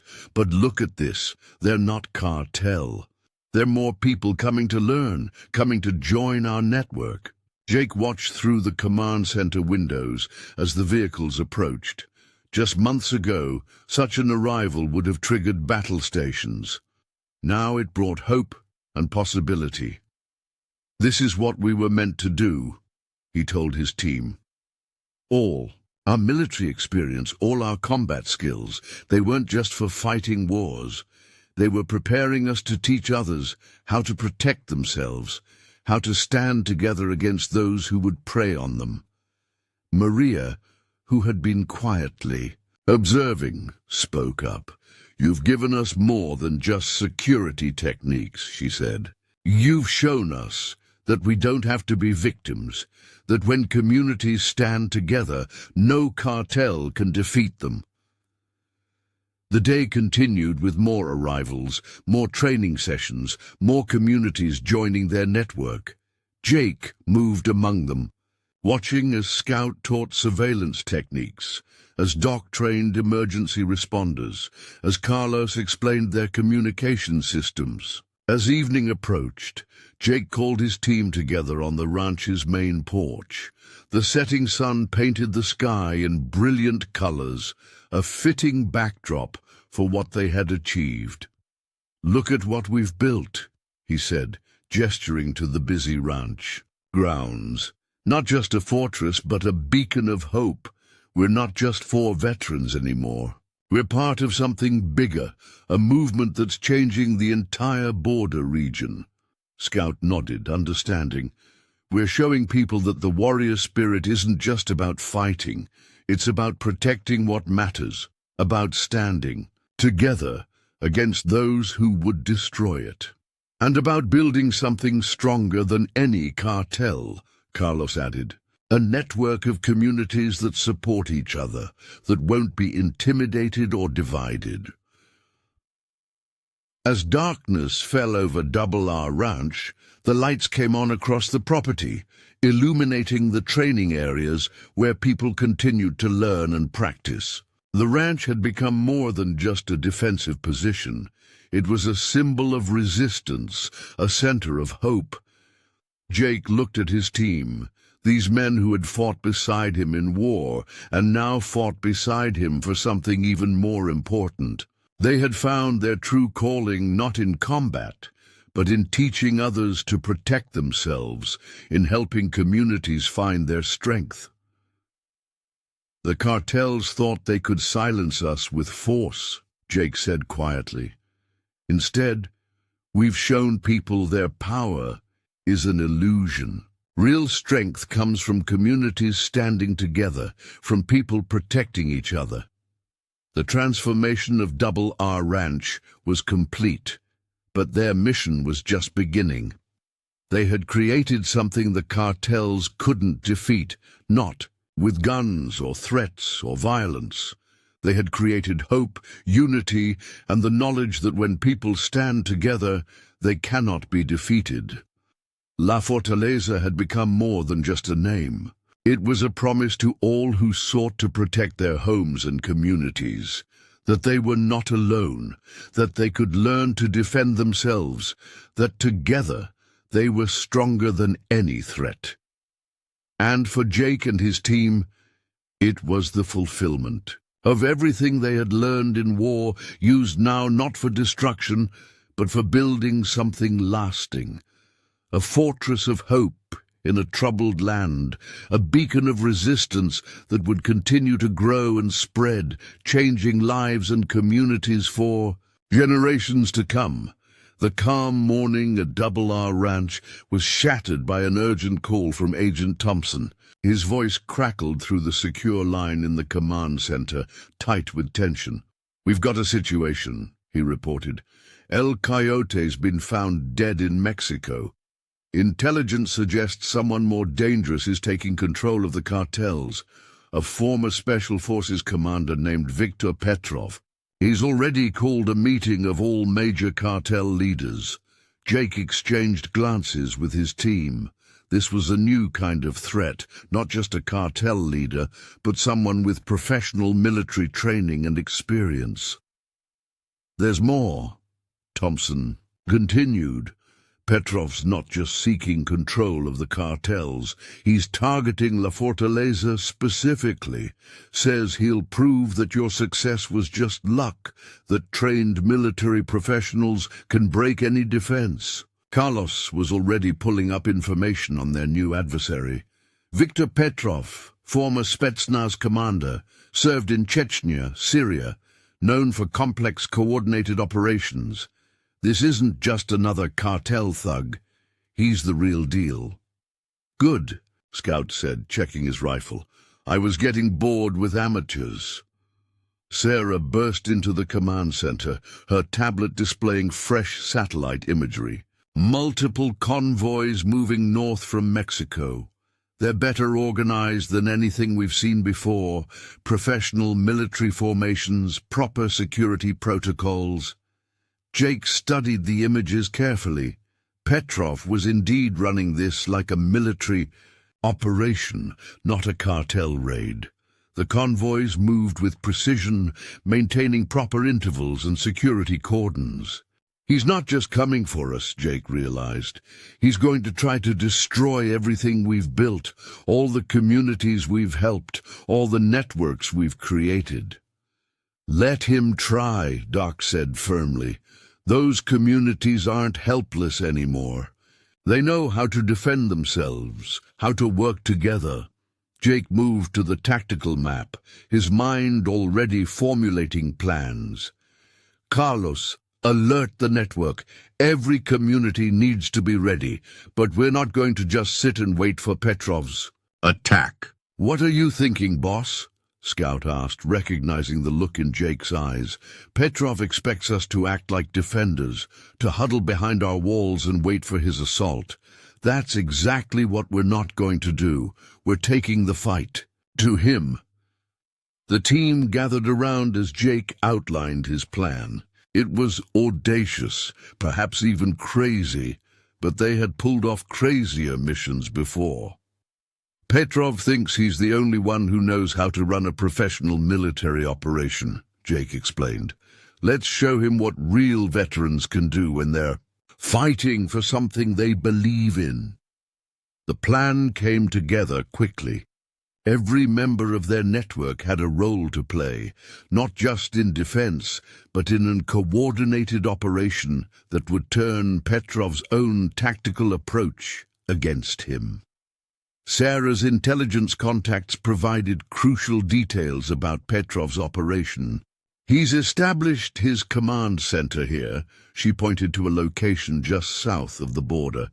It's well defended, but there's a weakness. His ego.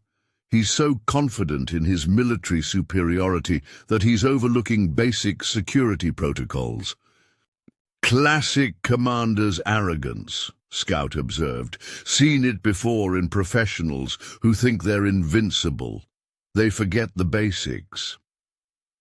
The next hours were a flurry of activity as the ranch transformed not just into a defensive position, but into an operational headquarters. Communities across the region reported in, each taking their assigned roles in the coming confrontation. Look at this, Carlos said proudly, showing them his monitoring screens. Every network member is responding, every community is stepping up. Petrov thinks he's facing one fortress. He's actually facing an entire region that knows how to fight back. As dawn approached, Jake gathered his team for a final briefing. The ranch was quiet, but it was the quiet of professionals preparing for battle, not the silence of fear. Petrov thinks his military background gives him the advantage, Jake told them. But he's forgotten the most important lesson we learned. In combat, it's not just about tactics and training, it's about what you're fighting for. Scout checked his equipment one last time. We're not just defending a ranch anymore. We're protecting everything these communities have built, everything they've become. And we're not doing it alone, Doc added. Every person we've trained, every community we've helped, they're all part of this fight. The first reports of Petrov's advance came just as the sun began to rise. His forces moved with professional precision, exactly as predicted. But they were moving into a trap they couldn't see. All units, commence Operation Fortress, Jake commanded through the secure network. Across the region, communities began implementing their assigned tasks, each playing their part in a complex strategy that would turn Petrov's military expertise against him. The first phase was purely psychological. Communities that should have been panicking at the approach of cartel forces instead showed calm, coordinated responses. Petrov's advanced scouts reported encountering not chaos and fear, but organized resistance at every turn. He's adjusting his approach, Carlos reported, monitoring the cartel's communications, just as we predicted. His military training is telling him to concentrate his forces, to mass for a decisive strike. And that's exactly what we want, Jake said with grim satisfaction. Sarah, signal the next phase. Across the region, carefully prepared positions were revealed. false strongpoints designed to draw Petrov's attention and force him to respond, according to his military training. "He's taking the bait," Scout reported from his observation post. "His forces are consolidating, preparing for what he thinks will be a conventional military engagement." But this wasn't going to be a conventional battle. Jake and his team had learned in combat that sometimes the best way to defeat a professional military force was to make them fight in ways their training hadn't prepared them for. "All communities, execute your assignments," Jake ordered. "Show Petrov what happens when he takes on not just warriors, but people fighting for their homes." The response was beyond even what they had hoped for. Every community in their network played its part perfectly, creating a web of resistance that no conventional military force could effectively engage. Petrov's forces found themselves facing not just armed opposition, but an entire region that refused to behave according to military doctrine. His carefully planned offensive began to falter as every tactical advantage he tried to create was turned against him. "His command and control is breaking down," Carlos reported with satisfaction. "He can't coordinate his forces effectively because we're not fighting the way his training says we should." Jake watched through high-powered optics as Petrov's offensive collapsed into confusion. The former Special Forces commander had fallen into the oldest trap in warfare, assuming that his enemy would fight according to his expectations. "All units, commence final phase," Jake ordered. Across the region, communities launched coordinated actions that completed Petrov's disorientation. His forces weren't just being defeated, they were being systematically dismantled by civilians who had learned to fight smarter, not harder. The end came more quickly than anyone had expected. Petrov's forces, trained for conventional military operations, had no effective response to the coordinated actions of an entire region that refused to be intimidated. "Look at them run," Scout said, with professional satisfaction. "All that military training, all that professional expertise, and they're being driven out by ranchers and farmers who learned to stand together." But Jake knew this was more than just a victory over one enemy. They had proven that communities working together could defeat any threat, no matter how professional or well-organized. "This is what we really built here," he told his team as they watched Petrov's forces retreat.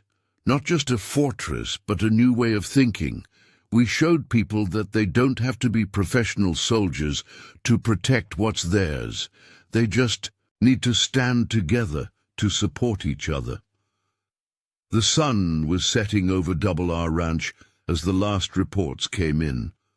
Petrov's attempt to destroy what they had built had instead made it stronger. Communities that had participated in the defense were now more confident, more determined than ever. "You know what's different about this victory?" Doc asked as they gathered in the command center. "In the military, we won battles by destroying things. Here, we won by building something. Trust, cooperation, community." Carlos nodded, reviewing the data from their network. Every community that participated is already planning improvements to their defense systems. They're not afraid anymore. They're empowered. Zera's intelligence contacts confirmed what they already knew. Petrov's failure had destroyed his credibility with the cartels. His attempt to prove that professional military force could overwhelm civilian resistance had instead demonstrated the opposite. As darkness fell over the ranch, Jake gathered his team one final time.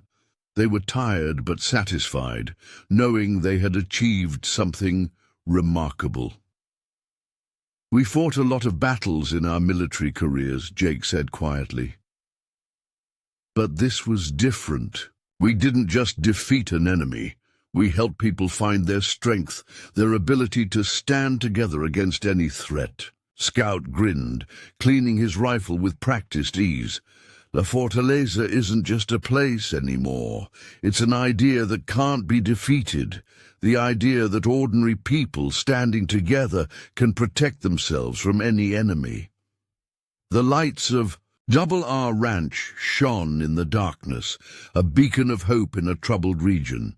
They had faced their greatest challenge and emerged stronger, not just as a team but as part of something much larger, a community of people who had learned to stand together, to protect what was theirs, to build something stronger than any enemy could destroy. The aftermath of Petrov's defeat brought unexpected challenges to Double R Ranch. While the immediate threat had been neutralized, the team faced a new kind of battle, helping their growing network of communities maintain their unity and strength. In times of peace, Jake stood in the newly expanded command center, watching as Carlos installed additional monitoring systems. The ranch had evolved far beyond its original purpose, becoming a hub for community defense training and coordination across the entire border region. "We've got an interesting situation developing," Sarah announced, entering with fresh intelligence. "Reports. Other regions are requesting our help. Communities as far as California and Texas want to learn what we've built here. They're calling it the Fortress Protocol." Scout looked up from where he was teaching advanced surveillance techniques to a group of visiting ranchers. "Sounds like we're going national, boss." The implications were both exciting and daunting. What they had created at Double R Ranch had the potential to transform communities across the country, but expansion brought its own risks. "There's more," Doc added, joining them with his own report. "The medical training program we started has caught the attention of several emergency response organizations. They want to incorporate our community-based approach into their standard protocols." Jake studied the map that now dominated the command center wall. It showed not just their local network, but potential expansion points across multiple states.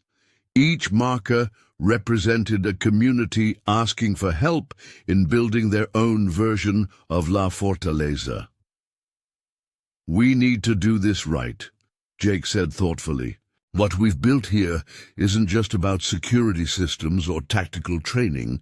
It's about bringing people together, teaching them to protect themselves while supporting each other." A commotion outside drew their attention. A convoy of vehicles was arriving, but not the usual type. These were official-looking SUVs, carrying representatives from various law enforcement and emergency response agencies. Agent Thompson led the group into the command center. "Gentlemen," he announced, "these people have come to see what you've built here. What started as a ranch defense has become a model they want to study and potentially implement nationwide." The visitors were impressive. Senior law enforcement officials, emergency management directors, even military liaison officers, all had come to understand how a group of veterans had transformed a simple ranch into the center of a revolutionary community defense network. Jake and his team spent hours explaining their approach, emphasizing that the true strength of their system wasn't in the technology or tactics, but in the way it brought communities together. "The key is empowerment," Jake explained to the attentive audience. "We don't just teach people to defend themselves, we show them how to build networks of mutual support. The security systems and tactical training are important, but the real power comes from communities standing together." One of the visitors, a Homeland Security official, asked about scaling the program. "What you've built here is remarkable, but can it work on a larger scale? Can other communities replicate your success?" Scout stepped forward, his voice confident. What we've created isn't about fancy equipment or special forces training. It's about basic principles that any community can apply. Awareness, cooperation, mutual support. We've already proven it can work across an entire region. Carlos pulled up data showing the effectiveness of their network. "Look at these statistics," he said. "Crime rates down 70% across participating communities. Emergency response times improved by 60%. But more importantly, look at the community engagement metrics. People aren't just safer, they're more connected, more resilient." Doc shared his own observations. "The medical training program we developed has become something bigger. Communities are creating their own emergency response teams, sharing resources, supporting each other in crisis situations. They're not waiting for help from outside. They're building their own capacity to handle challenges." As the day progressed, more visitors arrived at the ranch. Community leaders from across the country came to see firsthand what they had heard about. A new model of community defense and cooperation that had successfully stood up to organized crime and professional military threats. Jake gathered his team for a private moment amidst the activity. "You know what we really did here?" he asked them. "We didn't just create a security system or a defense network. We showed people that the principles we learned in combat, unit cohesion, mutual support, dedication to a higher purpose, could transform entire communities."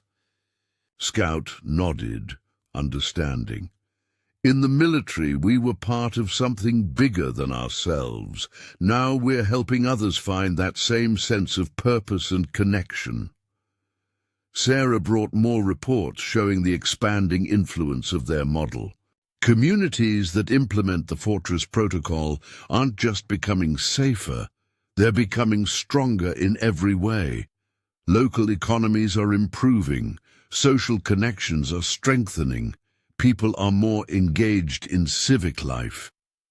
Carlos added his own insights. "The technology and tactics are just tools. The real transformation happens when people realize they're not helpless, that together they can protect what matters to them." As evening approached, Jake led the visitors on a tour of the ranch's training facilities. The property had been transformed, with new areas dedicated to different aspects of community defense and emergency response training. "This isn't just about fighting threats," Jake explained as they walked. "It's about building resilience, creating communities that can handle any challenge. The same principles that help people defend against criminal organizations also help them respond to natural disasters, economic hardships, any crisis that requires collective action." The visitors were particularly impressed by the way the ranch had integrated traditional ranching operations with its new role as a training center. Horses still grazed in the pastures, cattle still roamed the fields, but now these regular ranching activities were part of a larger mission. "You've created something extraordinary here," one of the law enforcement officials commented. "This isn't just a defense program, it's a new model for community organization and resilience." As the sun set over Double R Ranch, Jake gathered everyone in the main training area. The assembled crowd included visitors, trainees, and members of their local network, all people who had been touched by what they had built. "What started here wasn't just about defending a ranch," Jake told them. "It was about proving that ordinary people, working together, can protect themselves and build something stronger than any threat they might face."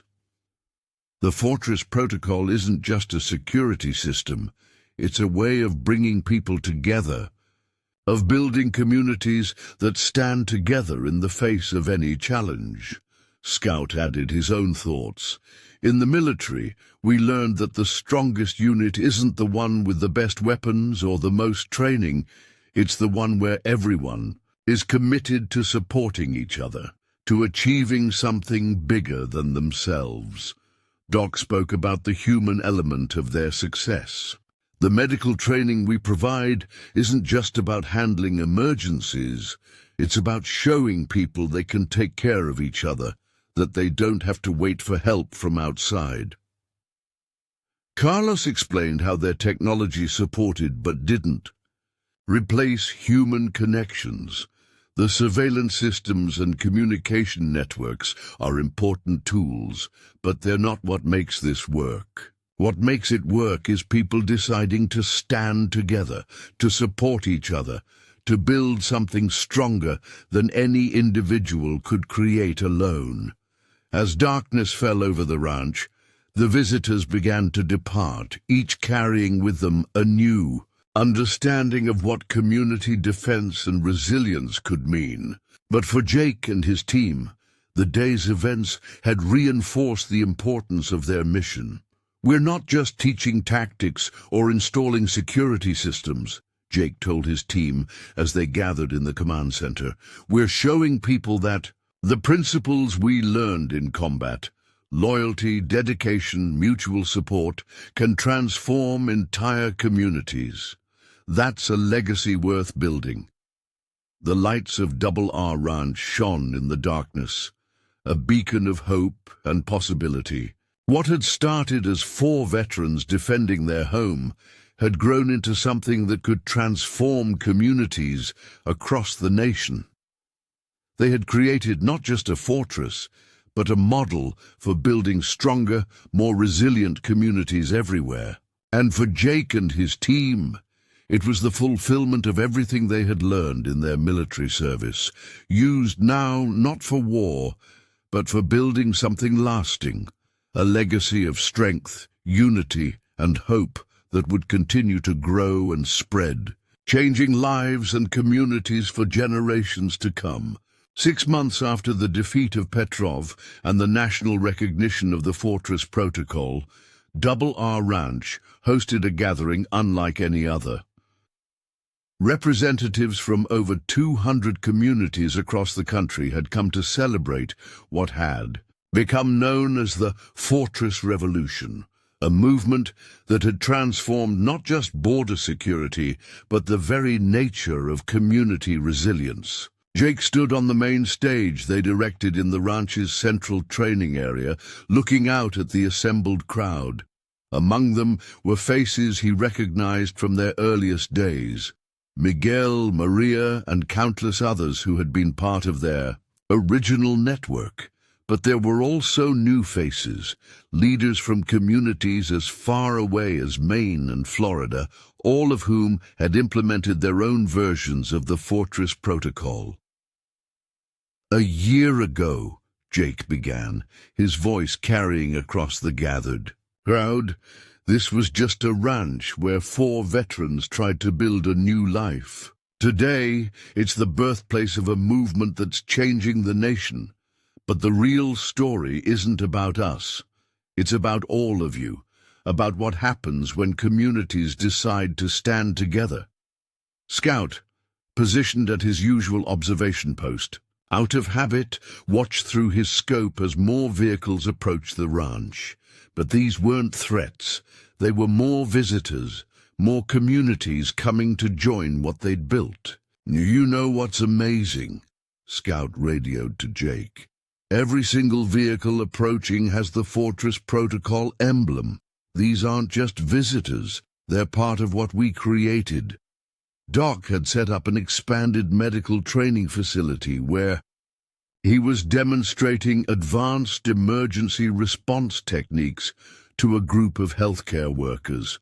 But his lessons went beyond just medical skills. "The most powerful medicine isn't in any first aid kit," he told his students. "It's the knowledge that you're not alone, that your community stands with you, that together you can handle any crisis." Carlos's command center had evolved into something extraordinary. The walls were covered with screens showing real-time data from Fortress Protocol communities across the country. Each point of light represented a community that had taken their lessons and made them their own. "Look at this network," Carlos said proudly to a group of technology specialists. "Every dot is a community that's stronger today than it was a year ago. Not just because of security systems or tactical training, but because they've learned to stand together." Sarah moved through the crowd, gathering stories from different communities.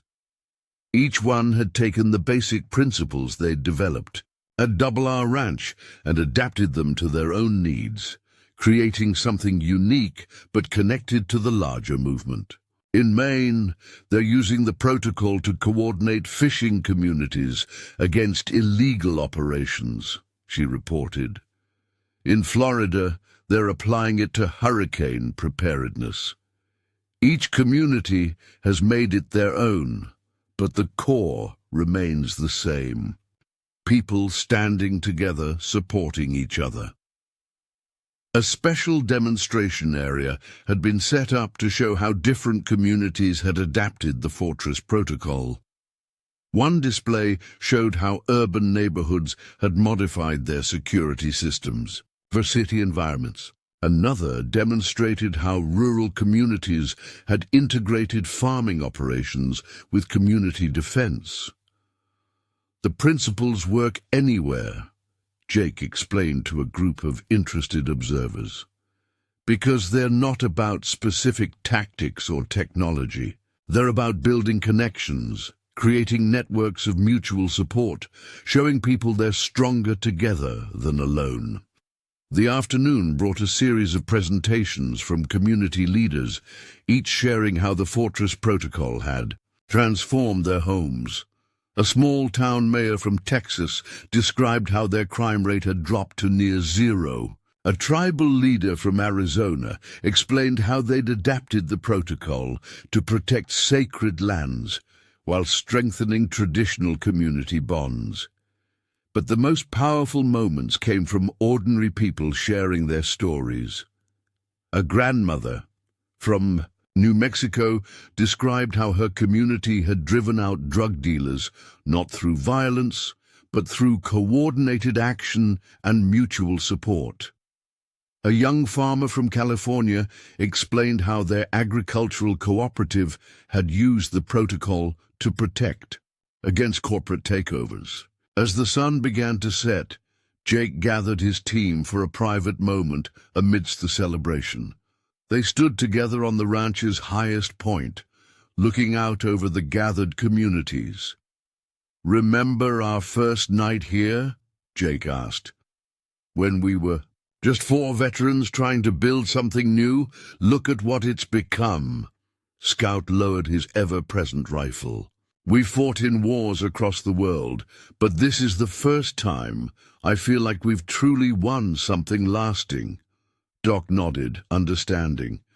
"In combat, victory was always temporary. This is different. We're not just winning battles. We're changing how communities think about themselves, about what they can achieve together." Carlos added his own perspective. "The technology and tactics were just the beginning. What we really built was a new way of thinking about community, about resilience, about standing together against any challenge." Sarah brought final confirmation of their success. "The cartels are officially declaring the border region a no-go zone. Not because of law enforcement or military action, but because they can't operate in areas where communities stand together." As darkness fell, the ranch was illuminated by hundreds of lights, each representing a community that had found its strength through what had started here. Jake took the stage one final time, looking out at the assembled faces. "What we built here isn't just about defense or security," he told them. It's about remembering that real strength comes from standing together, from supporting each other, from building something bigger than ourselves. Each of you has taken what started here and made it your own, created something unique to your community while staying connected to this larger movement. Scout joined him, speaking from the heart. In the military, they taught us that victory comes from superior force, but you've shown us that the greatest force isn't weapons or tactics. It's communities that stand together, that refuse to be intimidated or divided. Doc added his own wisdom. The wounds we can treat are just symptoms. The real healing happens when communities remember their strength, when people stand together against whatever threatens them. Carlos shared the technical perspective. The networks we've built aren't just about sharing information or coordinating responses. They're about connecting communities, showing people they're not alone in facing their challenges. As the celebration continued into the night, Jake and his team stood together on their ranch's porch, watching the interaction of communities that had once been isolated and vulnerable, now strong and connected. You know what we really built here? Jake asked his friends. Not just a fortress or a protocol. We built hope. We showed people that they don't have to face their challenges alone, that together they can overcome any threat. The lights of Double R Ranch shone like a beacon in the darkness, but now it was just one light among many. Across the country, communities that had adopted the Fortress Protocol shone with their own light, creating a network of strength and resilience that no force could break. What had started as 4 veterans defending their ranch had grown into a movement that was transforming the nation, showing people everywhere that true security doesn't come from walls or weapons, but from communities standing together, supporting each other, building something stronger than any threat they might face. The legacy of Double R Ranch would live on, not just in security systems or tactical procedures, but in the countless communities that had learned to stand together, to support each other, to build their own fortresses of hope and resilience. It was a legacy that would continue to grow and spread, changing lives and strengthening communities for generations to come. Up next, you've got 2 more standout stories right on your screen. If this one hit the mark, you won't want to pause these up. Just click and check them out. And don't forget to subscribe and turn on the notification bell so you don't miss any upload from us.